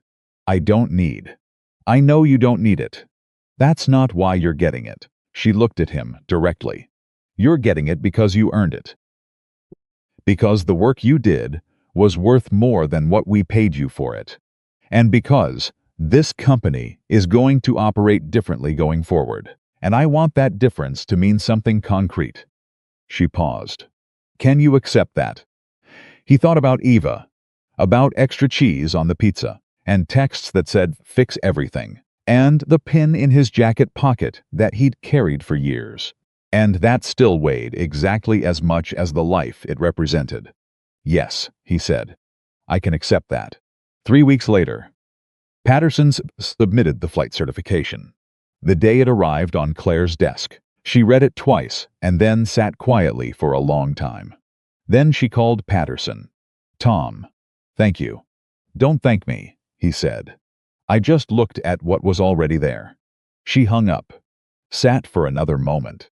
Then she pulled up Daniel's contact in her phone and sent a single text. Certification approved. Flight demo scheduled for Friday. Be there. His reply came 90 seconds later. I'll be there. And then, after a pause, a second message. Eva wants to know if she can come. Claire sat with that text for a moment. Then she smiled, really smiled. Not the performance smile, not the investor event smile, but the one that lives deeper and shows up less often and means something real. She typed back. Tell her absolutely yes. And tell her she has a front row seat. She put the phone down. Friday was 4 days away. What happened on Friday would change everything. But that was 4 days away. And right now, for the first time in 3 years, the Valkyrie was ready to fly, truly ready. Honestly ready. Ready. The way a thing is, ready when the people responsible for it have finally decided that the truth matters more than the timeline. Daniel was in the hangar, working. Same gray jacket. Same notebook in the pocket. Same careful, deliberate movement through the space. But something was different. Patterson saw it. Torres saw it.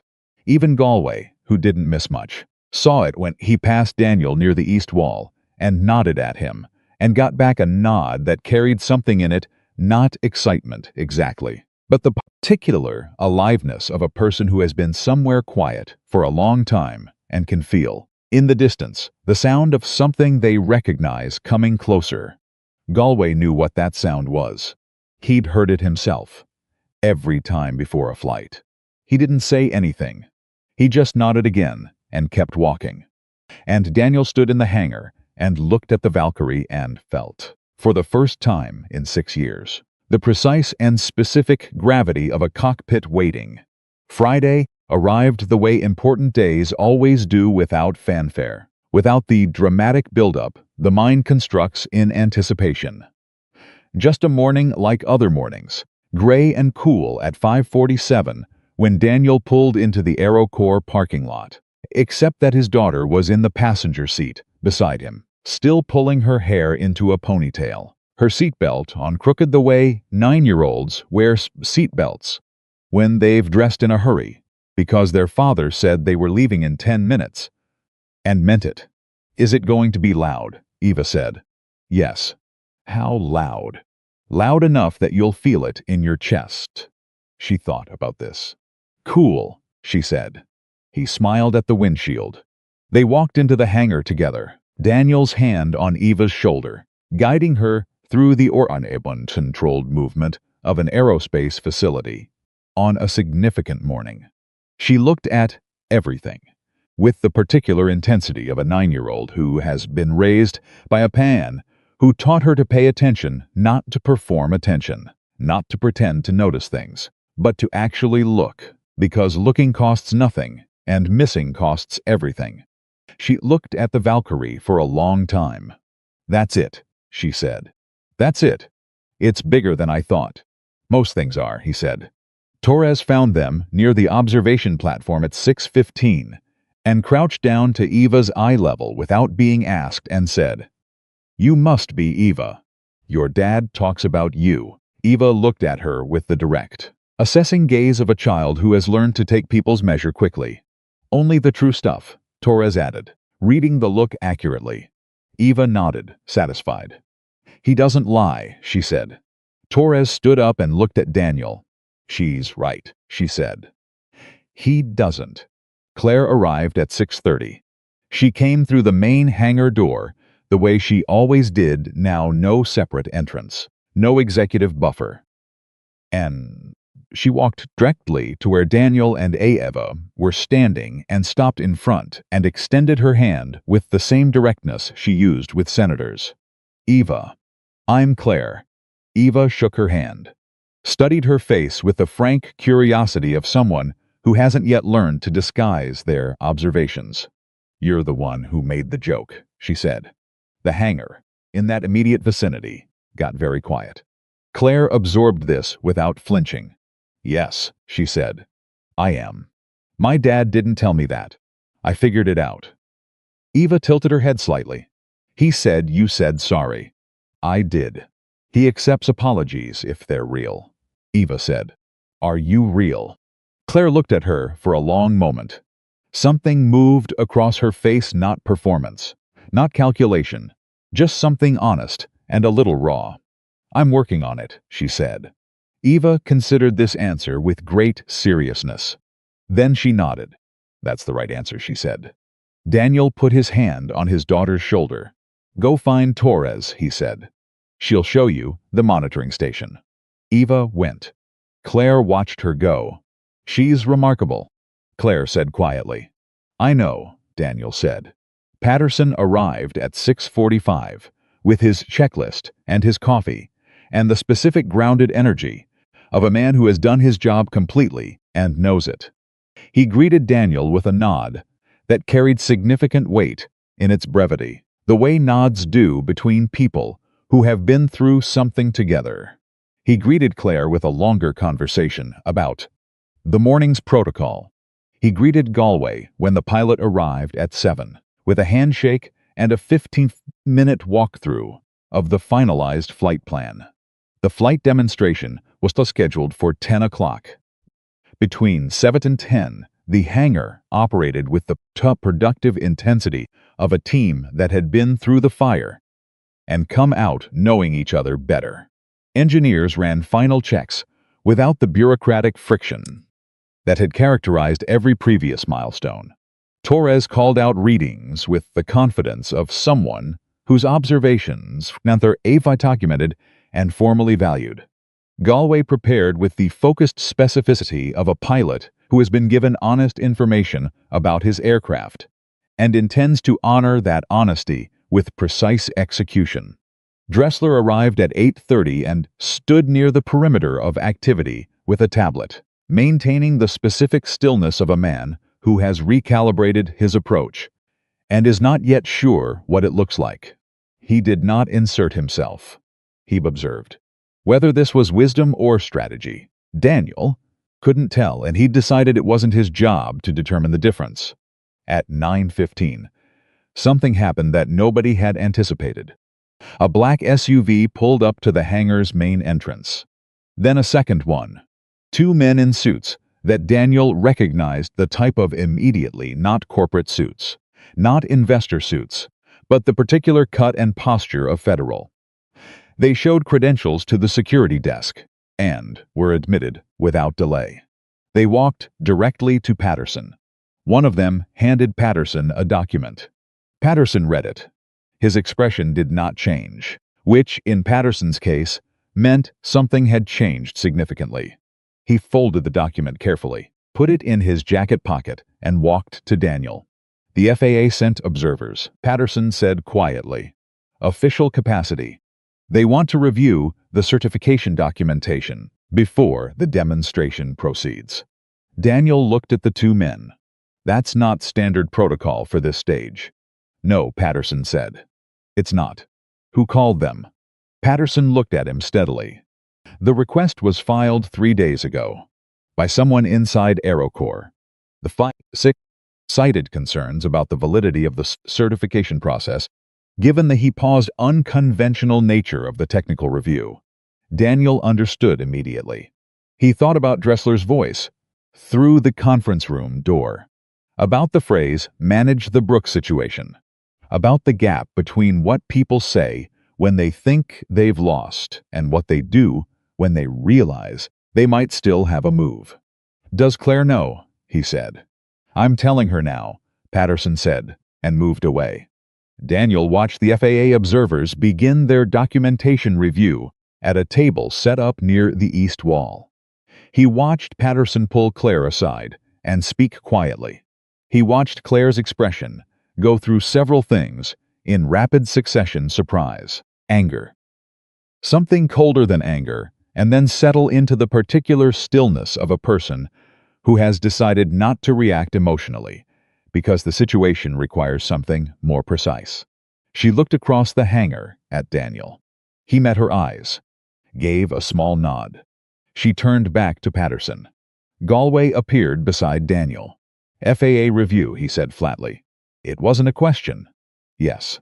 "How long?" "Depends on what they're looking for." Galway was quiet for a moment. "If they find a reason to delay the demonstration." "They won't," Daniel said. "The certification is clean. Patterson's documentation is complete. Everything is there." He paused. "Every piece of data, every test log, every decision, with the name of the person who made it attached to it. In writing." He looked at Galway. "The process held.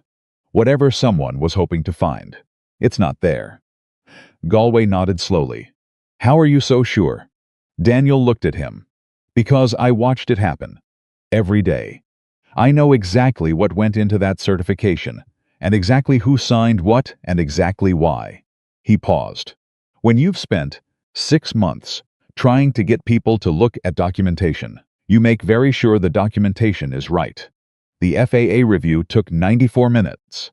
They were the longest 94 Daniel could remember since a different kind of waiting in a different kind of building. Years ago. And he managed them the same way he managed everything, by staying useful. He sat at Torres's monitoring station and reviewed the sequential test data with her, confirming for the 3rd time that the thermal readings were consistent and the trend lines were stable. He answered 2 specific technical questions from one of the FAA observers who had found his name in the certification documentation as technical consultant, and asked, with professional neutrality, whether he was available to speak to the hydraulic temperature analysis. He was available. He spent 12 minutes explaining the temperature correlation to the observer, the same explanation he'd given in the conference room weeks ago, except more concise now, distilled by repetition into its clearest form. The observer listened carefully, asked 4 questions, wrote notes, and said, "Thank you, Mr. Brooks. This is thorough." "Thank you," Daniel said. At 11:03, the lead FAA observer approached Claire and Patterson and said that the documentation review was complete and that the certification appeared valid and that they had no grounds to delay the demonstration. He said it professionally, without apology. Because federal observers don't apologize for doing their job, and Daniel didn't expect one. Claire thanked them. Patterson shook their hands. The 2 men packed their materials and left in their black SUVs. The hangar exhaled again, that second collective breath release in 2 weeks, this one carrying more accumulated tension. Claire looked across the room and found Dressler. She held his gaze for 3 seconds. He looked away first. She didn't say anything to him. Not then. At 11:30, Galway climbed into the Valkyrie. This was different from the ground test. Everyone in the building felt it. The ground test had been confirmation. This was flight. This was the Valkyrie, doing the thing it had been built to do, in the open air, above the earth, with everything that implied, and everything that required, and everything that could still go wrong in the space between intention and execution. Eva had been moved to the observation platform, a raised structure at the north end of the hangar with a clear view through the enormous main doors that stood open to the Texas sky. Torres stood beside her, explaining instruments on a tablet, and Eva listened with the same focused attention she brought to everything her father had ever taught her.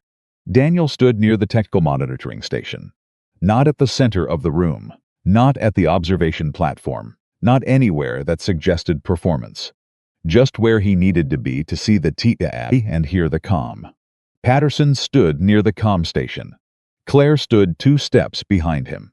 Galway's voice through the speakers. Valkyrie November 7, ready for pre-flight. Patterson, cleared for pre-flight. Initialization sequence. The enormous sound of the Valkyrie returning to life filled the hangar and spilled out through the open main doors into the Texas air. From where Daniel stood, he could see the rotors begin their slow revolution, building to speed, the sound layering itself into something that was less a noise than a presence. He'd heard this sound in different aircraft, in different configurations, in different places around the world, in weather that had no right to be survived, and situations that had no clear solution. He'd heard it in circumstances that ended well and in circumstances that didn't, and each memory had its specific weight and its specific place in the architecture of who he was. He heard it now and felt something in his chest that he hadn't felt in 6 years. Galway, rotor speed nominal. All instruments green. Requesting clearance to move to flight position. Patterson, cleared to flight position. The Valkyrie moved forward on its landing skids, crossing the threshold of the main hangar doors into the open air. From the observation platform, Eva watched it go, with her hands gripping the railing. And Torres watched Eva watch it. And the expression on Torres's face was the expression of someone witnessing something that matters. Galway, flight position confirmed. All systems nominal. Hydraulic temperature nominal. Port servo at 51 degrees. Requesting clearance for liftoff. Patterson looked at Claire. A brief, complete look. She nodded. Patterson, Valkyrie November 7, you are cleared for liftoff. The rotor sound changed. The Valkyrie lifted. Not dramatically. Not in the cinematic way of films where everything slows down and swells. It lifted the way a well-built aircraft lifts, when everything has been done right smoothly, with authority, leaving the ground behind it. Not because of luck or bravado, but because the work had been done honestly, and the machine was ready. In the monitoring station, Torres called out readings in a steady, calm voice. Port servo temperature climbing through normal ranges. Rotor frequency stable. All systems tracking within spec. At 60 feet, Galway executed the first of the demonstration maneuvers, a controlled lateral movement. The Valkyrie sliding sideways across the Texas sky with the smooth precision of a machine that had finally been allowed to do what it was built to do. Daniel watched the data. He watched the sky through the open hangar doors. He watched both simultaneously, the way a pilot watches instruments and horizon, not one or the other, but both, always both. Because the truth is in the gap between them. 22 minutes in, everything was nominal. Every data point, every reading, every maneuver executing within the parameters Patterson's had certified, and Daniel had spent 9 months helping to understand. 26 minutes in, it happened. Not the temperature fault. Not the mounting issue. Something else entirely, something that no one had predicted, because it existed in a domain that no amount of ground testing can fully simulate, which is the unpredictable intersection of a specific aircraft with a specific patch, of Texas air at a specific moment of a specific morning. A wind shear, sudden, lateral, the kind that drops out of a clear sky with no warning and no apology. It hit the Valkyrie at 6 minutes and 40 seconds, and it hit hard, not catastrophically. Not the kind of event that ends in fire and wreckage, but hard enough that the aircraft lurched 15 degrees off its axis, and the rotor system registered frequency spike that was outside the parameters they'd spent nine months defining. Torres, wind shear event. Rotor frequency spike, 31 Hz above nominal. Patterson's hand went to the comm button. Galway's voice, immediately. I have it.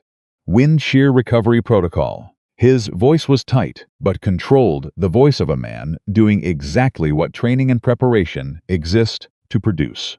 Torres, frequency at 34 above nominal. Climbing. Daniel's eyes went to the data screen. His hands were flat on the monitoring station. In his mind, in the part of him that was still a pilot, the calculations were running not consciously, not deliberately, just automatically, the way they always had. The way they'd been running for 20 years, before he'd set them down. Torres, 37 above nominal. Patterson spoke into the comm. Galway, wind shear recovery. You have it. Galway, working it, a pause. 3 seconds. That felt significantly longer. Rotor compensation engaged.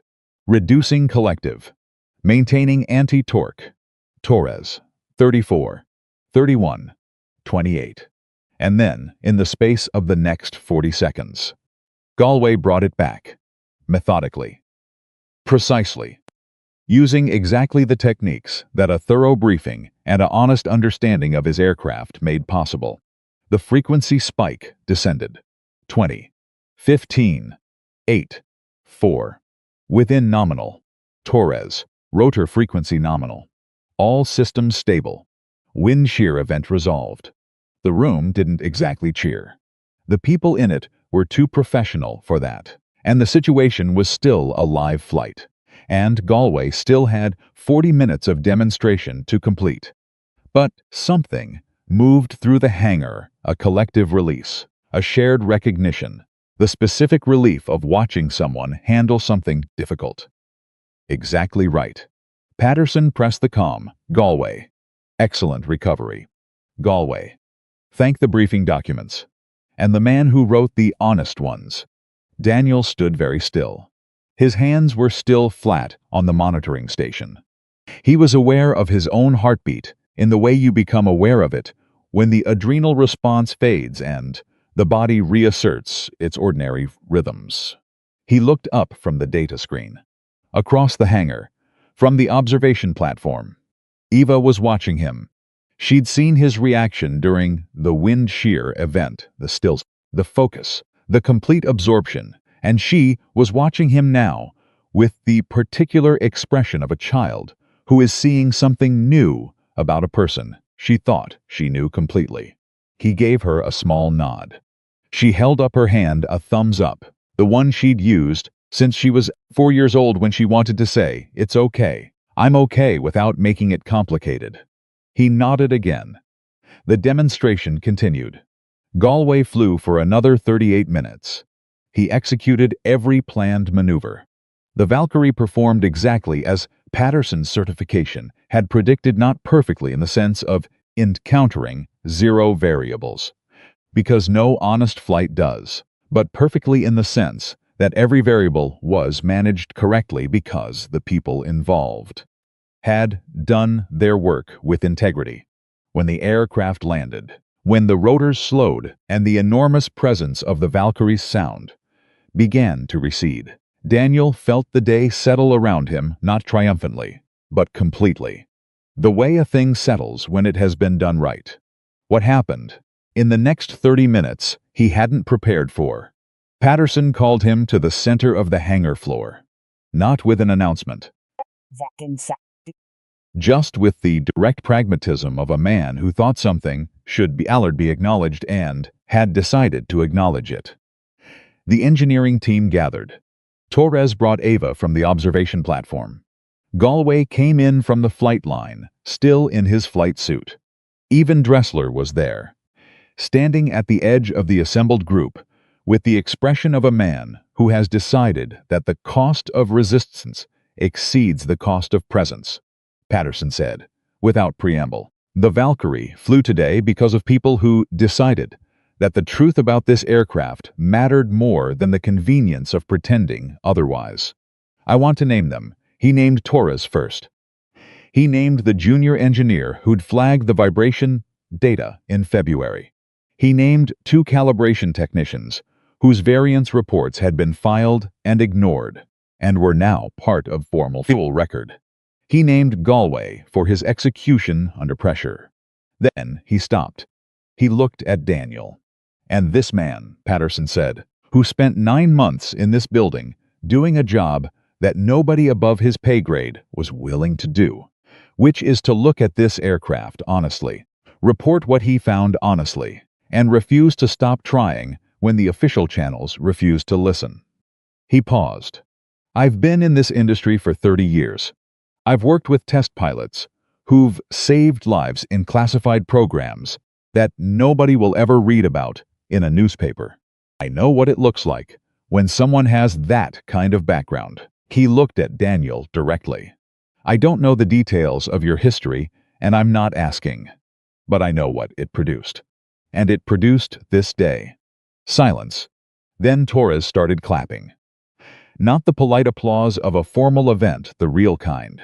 The kind that starts because one person means it and spreads because others mean it too. The engineering team followed. Galway put 2 fingers to his temple in a brief salute that carried the specific weight of one pilot acknowledging another. Daniel stood in the middle of it and didn't perform anything, didn't deflect with false modesty, didn't absorb it with performance gratitude. Just stood there and let it be what it was, an honest acknowledgement of honest work, and held his ground the way he always held his ground, which was quietly and without apology. Eva was watching him from beside Torres. She was not clapping. She was just watching her father, with the complete and unguarded attention of a child who understands something new about a person she loves, which is the particular experience of discovering that the person you love has nerve dimensions you hadn't yet reached. He looked at her. She said, across the distance of the hangar floor, loud enough for him to hear, and probably loud enough for a few people near her to hear, I knew you were fixing something important. Dad. He held her gaze. Yeah, he said. I think we did. Claire was the last to approach him. The crowd had dispersed back into the productive activity that follows a successful milestone: reports to file, data to archive, calls to make. The ordinary business of a thing going right. She stood in front of him, and for a moment neither of them said anything. The wind, Shearsh said finally. It was within recovery parameters, he said. Galway handled it correctly. I know he did. She looked at him. I also know that while he was handling it, you were running the calculations. He didn't deny it. Your hands were on that monitoring station, she said quietly. Like you were ready to. She stopped. He was quiet. 6 years, she said. Since you've flown? Yes. Does it feel like 6 years, when the aircraft is in the air? He thought about it, honestly. No, he said. It doesn't. She nodded slowly. They stood there in the settling quiet of the hangar, the Valkyrie at rest outside, the Texas afternoon pressing against the open doors, the sounds of a team doing the work of documenting a success. The government inquiry, Claire said, into your service record. I requested it. He looked at her. I needed to understand who you were, she said, not because it changed anything about the work, but because I needed to stop making the mistake of seeing the uniform instead of the person. She paused. Your commanding officer retired, General Marcus Holt, he called me. Personally. He didn't have to. Daniel's expression shifted. Just slightly. He said, you were the finest experimental test pilot the program produced in 15 years. Claire said, He said the accident wasn't your fault. He said the investigation cleared you completely. She stopped. He said you knew that, and that you walked away anyway. The hangar was very quiet around them, because it didn't matter that they cleared me, Daniel said. His voice was even, but the evenness was the kind that costs something. Marcus Webb still spent 4 years rebuilding. The crew still went through what they went through. A clearance doesn't unfly the mission. Claire was quiet for a long moment. No, she said softly. It doesn't. They stood there together, in the complicated, honest space between what happened and what couldn't be undone, which is a space that people who have actually lived their lives know well, and people who haven't yet sometimes mistake for weakness. It wasn't weakness. It was the opposite of weakness. It was the willingness to carry the weight without asking to be relieved of it. General Holt also said something else, Claire said. Daniel waited. He said, and I'm quoting directly, Daniel Brooks is the safest pilot I've ever known. Not because he's the most talented, though he is. Because he's the most honest. He's never once pretended the sky was safer than it was. And that's what keeps people alive. She paused. He said it in the context of asking me whether I intended to waste that, or whether I was going to do something about it. Daniel looked at her. I intend to do something about it, she said. The afternoon shifted around them. Outside, the Valkyrie sat on the flight line under the Texas sky certified, flown, real in a way it had never been before. Inside, the hangar held the quiet of a building that had been through something and was now, for the first time, on the right side of it. Eva appeared at Daniel's elbow. She'd been listening, of course. She'd been listening. She was her father's daughter. She looked up at Claire with those clear, measuring eyes. Are you going to let my dad fly it? She said. Claire looked at Daniel. He looked back at her. Something passed between them. Not a conversation exactly. Not yet, but the beginning of one. I think, Claire said carefully, still looking at Daniel. That's up to your dad. Eva looked at her father. He looked at the Valkyrie outside, at the sky above it, at the instruments he'd been watching for 9 months from the wrong side of a monitoring station. He thought about the weight in his chest when the rotors spun up, about the calculations that ran automatically, that had never stopped running, that were running right now. He thought about Eva, who had asked every morning for 6 years if he was going to fix something today. He looked back at his daughter. We'll see, he said. Eva's eyes narrowed. That means yes, she said. And for the first time in a very long time, Daniel Brooks didn't argue with that. Eva was right. It did mean yes. But Daniel didn't say it out loud for another 11 days.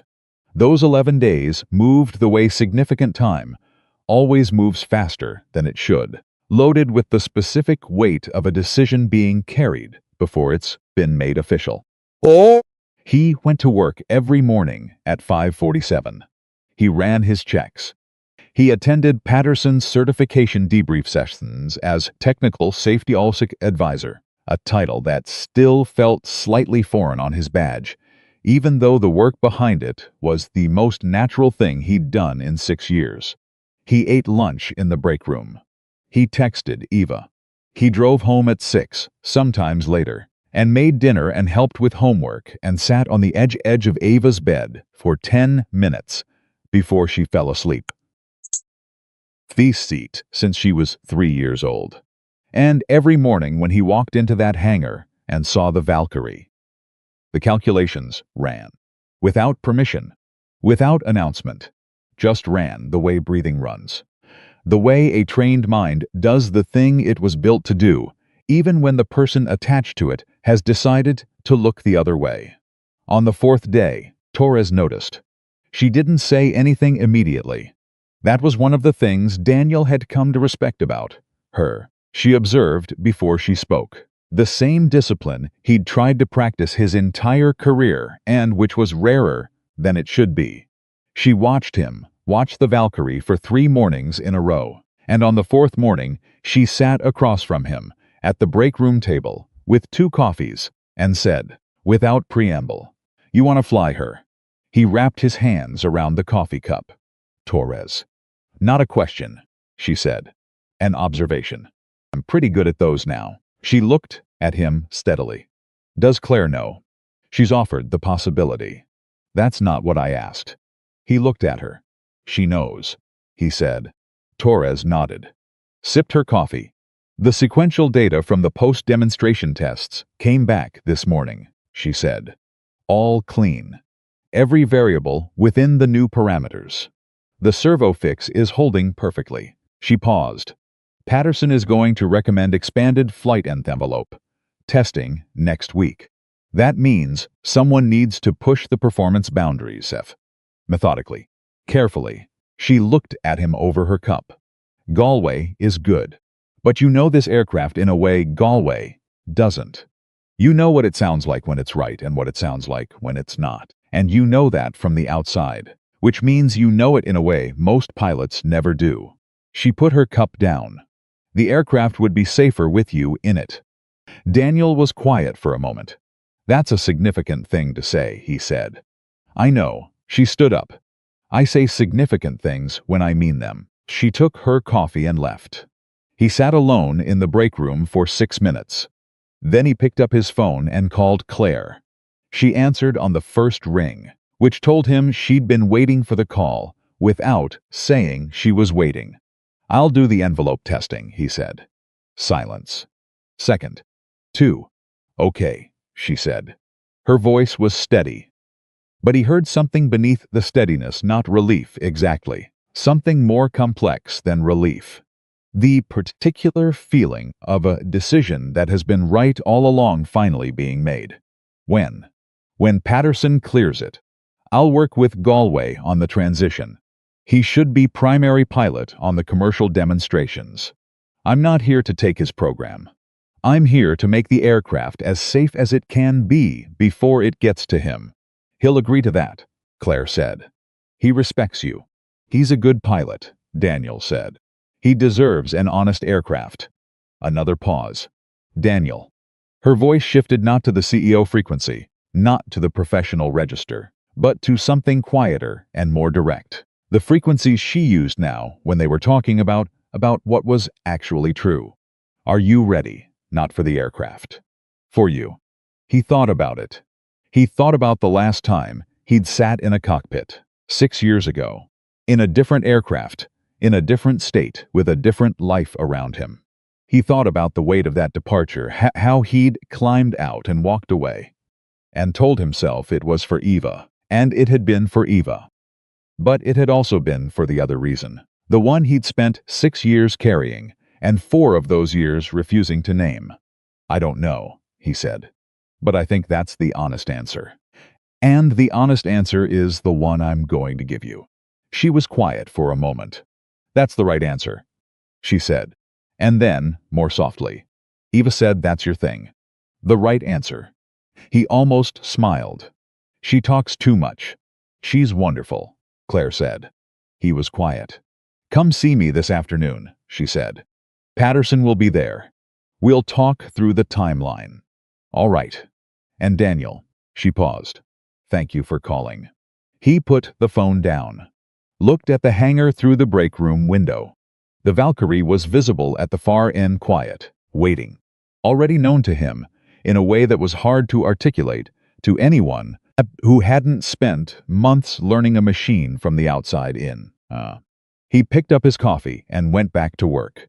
The meeting with Patterson that afternoon was the most honest-ticked conversation Daniel had been part of in an AeroCorps conference room, which was saying something given the conferences of the past several weeks.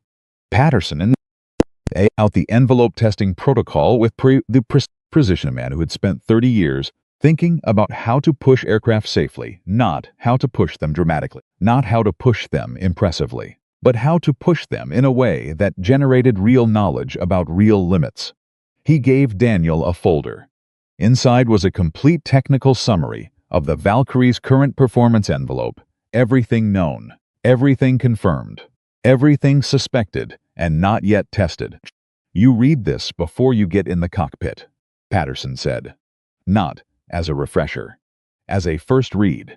I want you approaching this aircraft like you've never flown anything similar.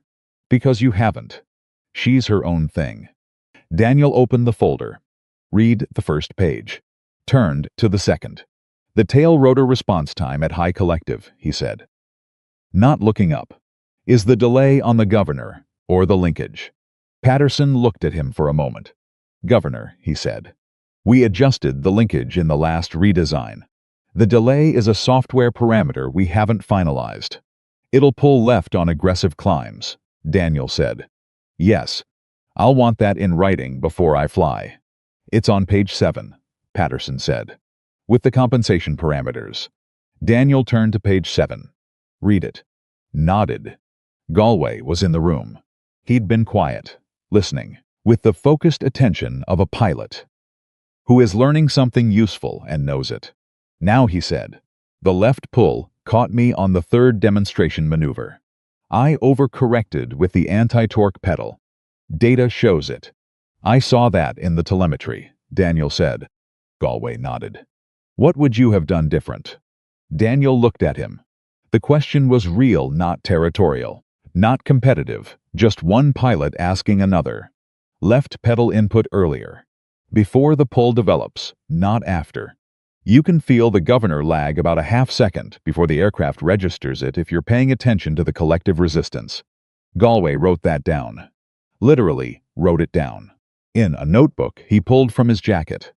Daniel watched him do it, and something in him recognized the gesture, the same discipline, the same understanding that what you know needs to be written, because the body forgets what the mind cataloged.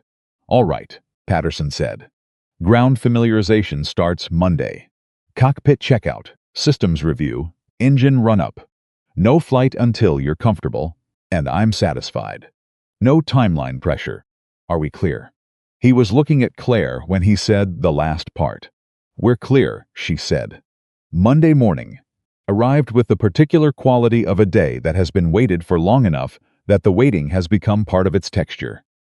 Daniel was in the hangar at 5:47, the same time he'd arrived every morning for 10 months, because the habit was a discipline, and the discipline was a value.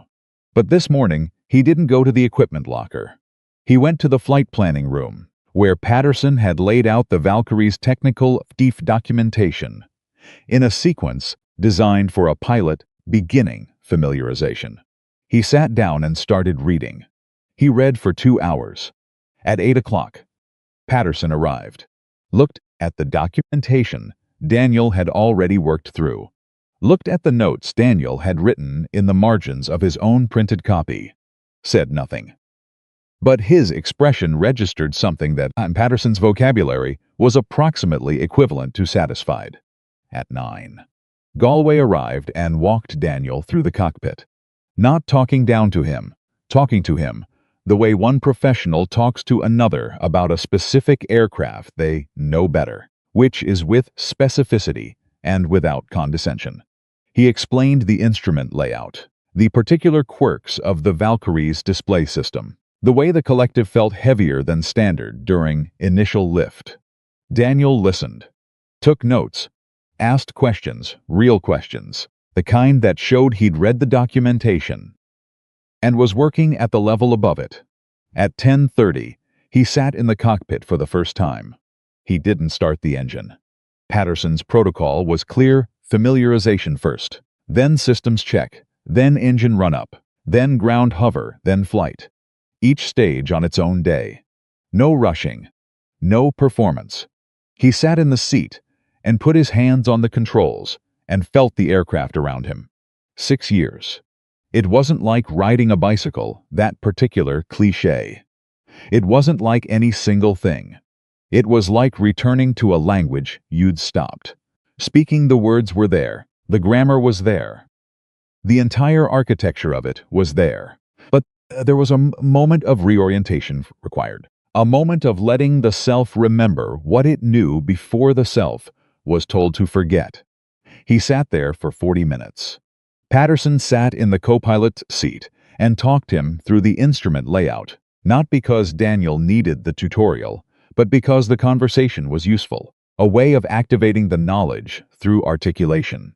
They talked about the Valkyrie, the way people talk about something they both care about accurately, with technical precision, and without unnecessary drama. When Daniel climbed out at 11:15, Torres was waiting near the hangar door. "How was it?" she said.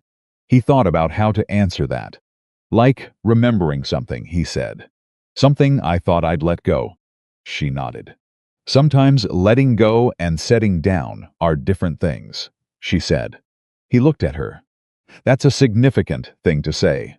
She almost smiled. "I say significant things when I mean them." He did smile at that, just briefly. Then he picked up his notebook and went to find Patterson. The ground hover happened on Thursday. This was the moment the hangar had been building toward, without saying so. The moment everyone in the building understood was the real test, not of the aircraft, but of the man who'd spent 10 months learning it from the outside. People found reasons to be in the hangar at 9 in the morning. Torres was at her monitoring station. Patterson's was at the comm. Galway stood near the east wall with his arms folded, and the focused expression of a pilot watching another pilot, which is its own specific category of attention. Eva was not there. Daniel had made that choice deliberately. He'd told her the night before that the ground test was scheduled, and she'd looked at him with those clear eyes and said, "Do you want me there?" And he'd said, "Not this one." And she'd understood the way she always understood the things that didn't need explaining, and said, "Okay, text me after." At 9:03, Daniel started the Valkyrie. The sound was different from inside. He'd known it would be. He'd known it intellectually, from memory, from the abstract understanding that inside and outside are fundamentally different acoustic and kinesthetic experiences. But knowing it and feeling it were different things. And for the first 3 seconds, he simply sat with the feeling of the aircraft around him, as it powered to life, vibrating with the specific frequency of its own existence. Then the training took over. Not thought training. The distinction is absolute for a pilot. Thought is slow and sequential and appropriate for planning. Training is immediate and parallel and appropriate for flight. His hands moved through the startup sequence with a precision that had not degraded in 6 years, because some kinds of knowledge live below the level at which time can reach them. Patterson, all systems nominal. Ground hover cleared when ready. Daniel applied collective. The Valkyrie lifted not dramatically, not quickly, just the controlled application of lift that brought the aircraft off the ground to hover altitude, 6 feet above the hangar floor, while the monitoring systems tracked every parameter in real time. And it was there, in the hover, that he felt it, not the aircraft. The aircraft was exactly what he'd expected, slightly heavy on the collective. The left pull on the tail rotor, precisely where he'd predicted. The governor lag exactly as documented. The aircraft was honest. The aircraft was ready. What he felt was himself. The absence of doubt. Not confidence, in the performance sense, not the confidence of someone telling themselves they could do something. The deeper kind. The kind that comes from having been true to what you know and honest about what you don't know, and willing to do the hard work that lives in the gap between them.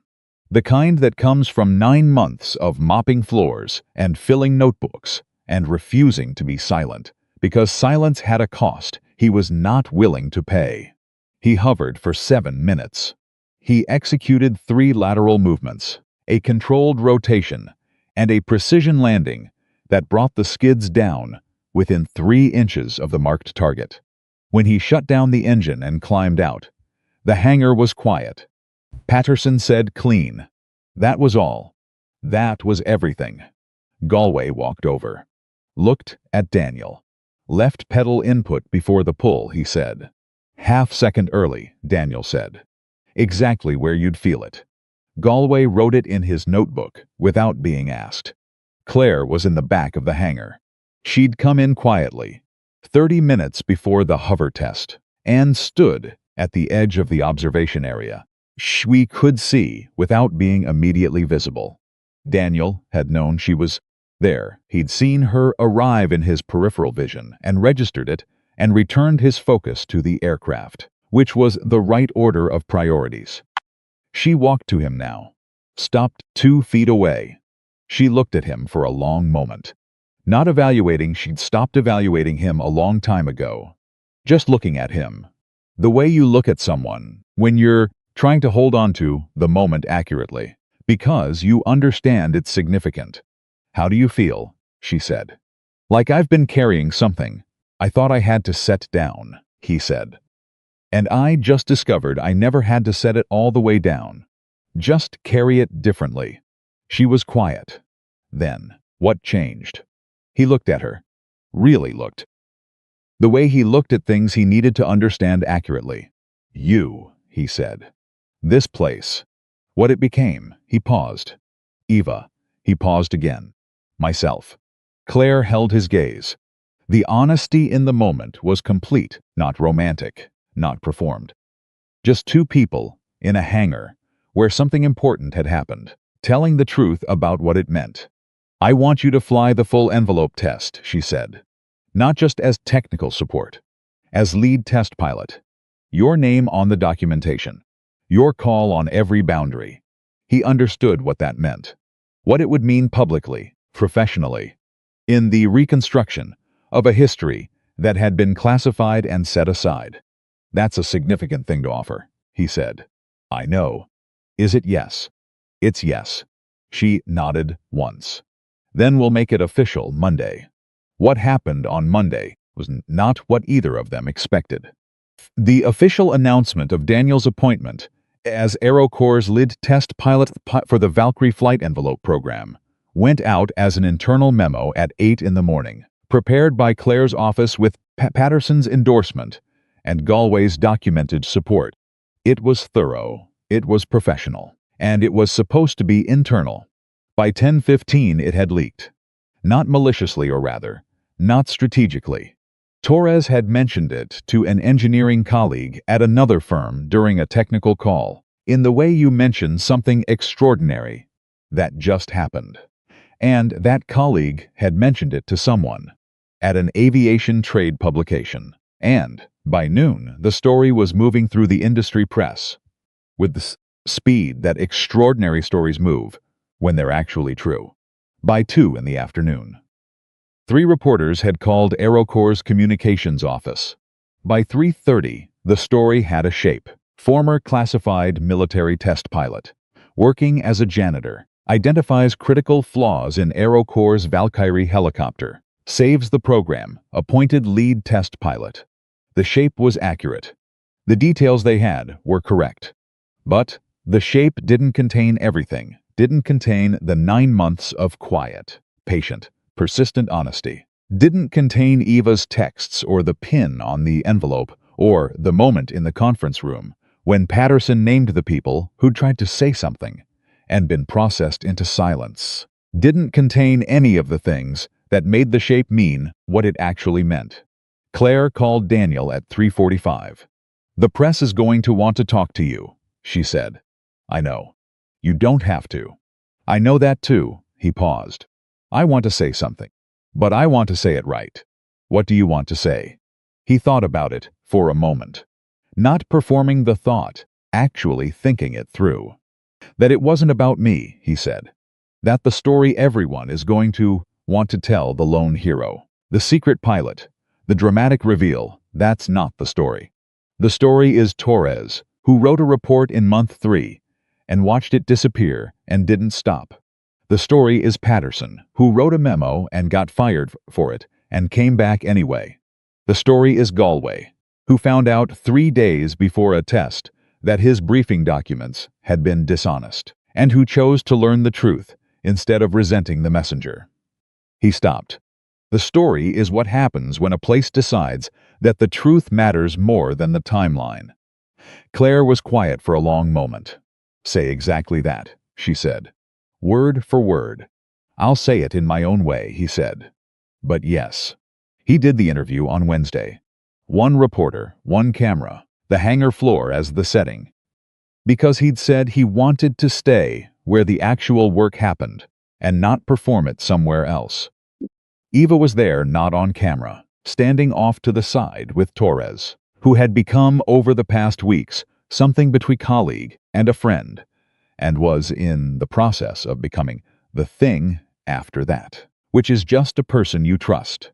The reporter asked the expected questions about his background, about the classified program, about how he'd ended up mopping floors at an aerospace company. Daniel answered each question honestly and without drama, which was its own kind of drama, the kind that doesn't announce itself as in more powerful for the absence of announcement. Then the reporter asked the question Daniel had known was coming. The CEO said publicly at a company event months ago that she'd marry anyone who could fly that helicopter. Now that you've flown it, what do you think about that? The hangar went very quiet. Daniel looked at the reporter. Then, without turning his head, he was aware of Claire standing 20 feet to his left, where she'd been for the entire interview, not participating, just present.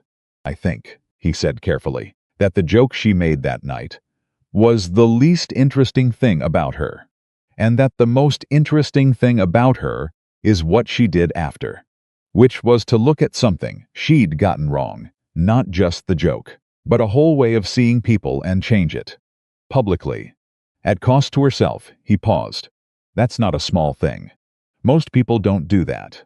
The reporter waited, sensing there was more. "And I think," Daniel continued, "that the kinds of promises worth keeping are the ones made after the hard part, not before it. The ones where both people know what they're actually agreeing to."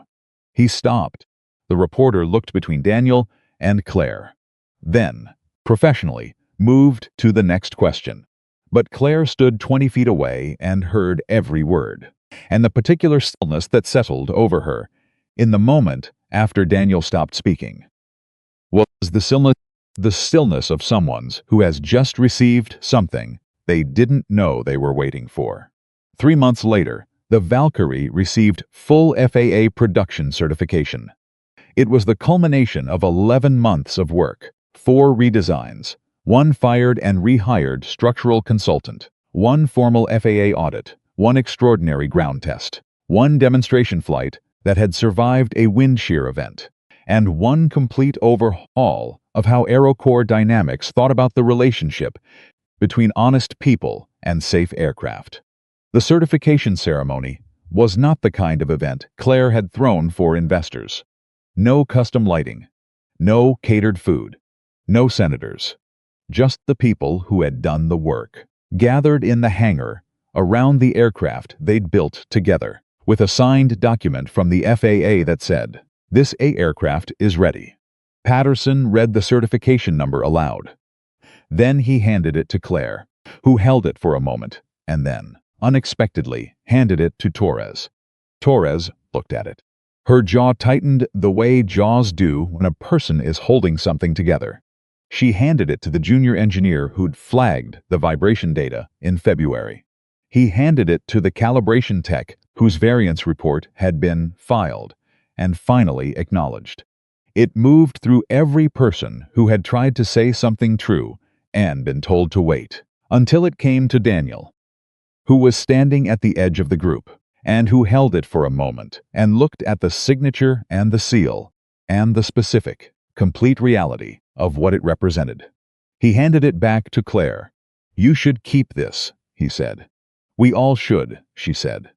"But someone has to hold it." She looked at him. "Will you?" He looked at her. Then he took the document and held it carefully, the way you hold something that represents more than itself. Eva was beside him. She'd been at AeroCorps every weekend for 2 months now, drawn there not by obligation but by the same pull that draws people toward places where real things are happening. She'd become a fixture in Torres's workspace, learning data analysis with the focused enthusiasm of a 9-year-old who has discovered that the world contains more interesting things than she'd previously been told. She looked up at her father holding the certification document. Then she looked at Claire. "Does this mean you fixed it?" she said. "All of it." Daniel and Claire both looked at her. Then at each other. "The aircraft," Daniel said. Yes. "The other stuff," Claire said. And she was talking to Eva, but she was also talking to Daniel. And Eva understood this with the clarity of a child who has been paying attention, is still being fixed. "But we're working on it." Eva considered this. "Is that the honest answer?" Yes. Claire said. Eva nodded. "Dad says the honest answer is always the right start." Claire looked at Daniel. He looked back at her. Something in the moment was complete, not finished, not resolved in the neat way of stories that are trying to make a point, but complete in the real way of things that have been through enough truth together. That the foundation has become solid. "Your dad," Claire said to Eva, still looking at Daniel, "is right about a lot of things."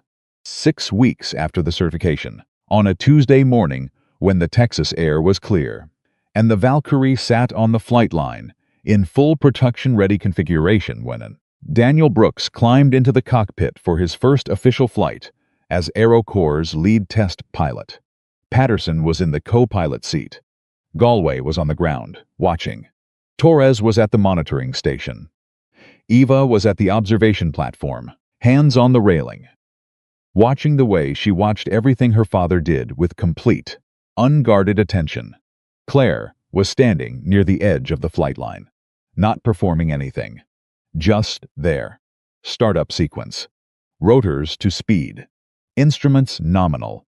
Port servo at 50 degrees and climbing through the normal range, watched, documented, understood. No longer a secret kept by the aircraft from the people responsible for it. Patterson, ready when you are. Daniel looked out at the Texas sky. Clear. Wide. Honest in the way that open sky is honest. It doesn't promise anything except exactly what it is. He keyed the comm. "Valkyrie November 7, he said. "Ready for liftoff." He applied collective. The aircraft rose. Clean. Steady. True to everything he'd come to understand about it. In 10 months of patience and honesty. And refusing to accept the comfortable lie over the uncomfortable truth. He climbed to 1,000 feet and held the hover and looked out at Texas and thought, simply, clearly, this is the work. This is what it's for. Not the recognition, not the title, not the resolution of the joke that started all of it. The work. The careful, honest, patient work of understanding something well enough to trust it with the weight of everything that matters. He thought about Marcus Webb, and he hoped not with guilt now, but with the clear and genuine hope of someone who has done what they could do that wherever Marcus Webb was. He'd found the same thing, that the work had given him back what the accident had taken, that the rebuilding had produced something worth having. He thought about Eva, 10 years old in 3 weeks, watching from the observation platform with her hands on the railing. He thought about the question she asked every morning. He thought about what he would tell her tonight when he got home, when they sat at the kitchen table with whatever dinner he managed to pull together, and she looked at him with those clear eyes and asked. He would tell her, "Yes, today I fixed something. Not alone. With people who decided to be honest when it was easier not to be. With a company that decided to change when it was cheaper not to. With a woman who made a stupid joke in front of 400 people. And then did the harder thing, which was to mean the apology that came after. He would tell her. Greatness doesn't announce itself. It shows up at 5:47 in the morning with a mop and a notebook and the absolute refusal to let the truth go unspoken just because the room isn't listening yet. He would tell her, the right work finds you. Even when you think you've set it down. Even when you've spent 6 years in the quiet believing that the part of your life that mattered most was behind you. It finds you. Because the work is not a chapter. The work is who you are. He brought the Valkyrie through her paces every maneuver in the morning's protocol, executed with the precision of a pilot who has done the full reading, and the honest preparation and patient, unglamorous work of understanding. Before he climbed into the cockpit, the aircraft responded exactly as understood. HU, which is the greatest compliment you can pay to any partnership between a person and a machine. When he landed, 2 hours later, the skids touched the ground with the same precision as the ground hover within 3 inches of the target, because exactness is a value and not an accident. He shut down, sat for a moment in the quiet of a powered-down aircraft. Then he climbed out. Eva was already moving across the flight line before he had both feet on the ground. She didn't say anything, just walked up and put her arms around him and held on, the way she held on every time. Something mattered enough to require the physical fact of it. He held her back. Over her head, he could see Claire standing 20 feet away. She wasn't performing anything. She wasn't managing her expression or calculating the moment. She was just watching him, with the clear and honest attention of a person who has decided to see someone accurately, and to keep seeing them that way, regardless of what they're wearing, or where they're standing, or what the room expects of them. He held Eva and looked at Claire, and something passed between them that didn't need words and didn't get them. Patterson appeared beside Claire. He said something to her quietly. She smiled, the real one, and looked back at Daniel. Daniel looked back. The Valkyrie sat on the flight line behind him, certified, flown, honest, real. The Texas sky above them was exactly what it was. And Daniel Brooks, who had spent 10 months being invisible, so that the truth could become visible, who had carried a notebook and a pen, and the patient conviction that the right thing done quietly is still the right thing. Daniel Brooks stood on the flight line with his daughter's arms around him, and his eyes on a woman who had learned to look at the world differently because of what he'd refused to pretend. And he understood, with the complete and uncomplicated clarity that comes only from having done the actual work. This was not the end of something. This was what it looks like when the right beginning finally arrives.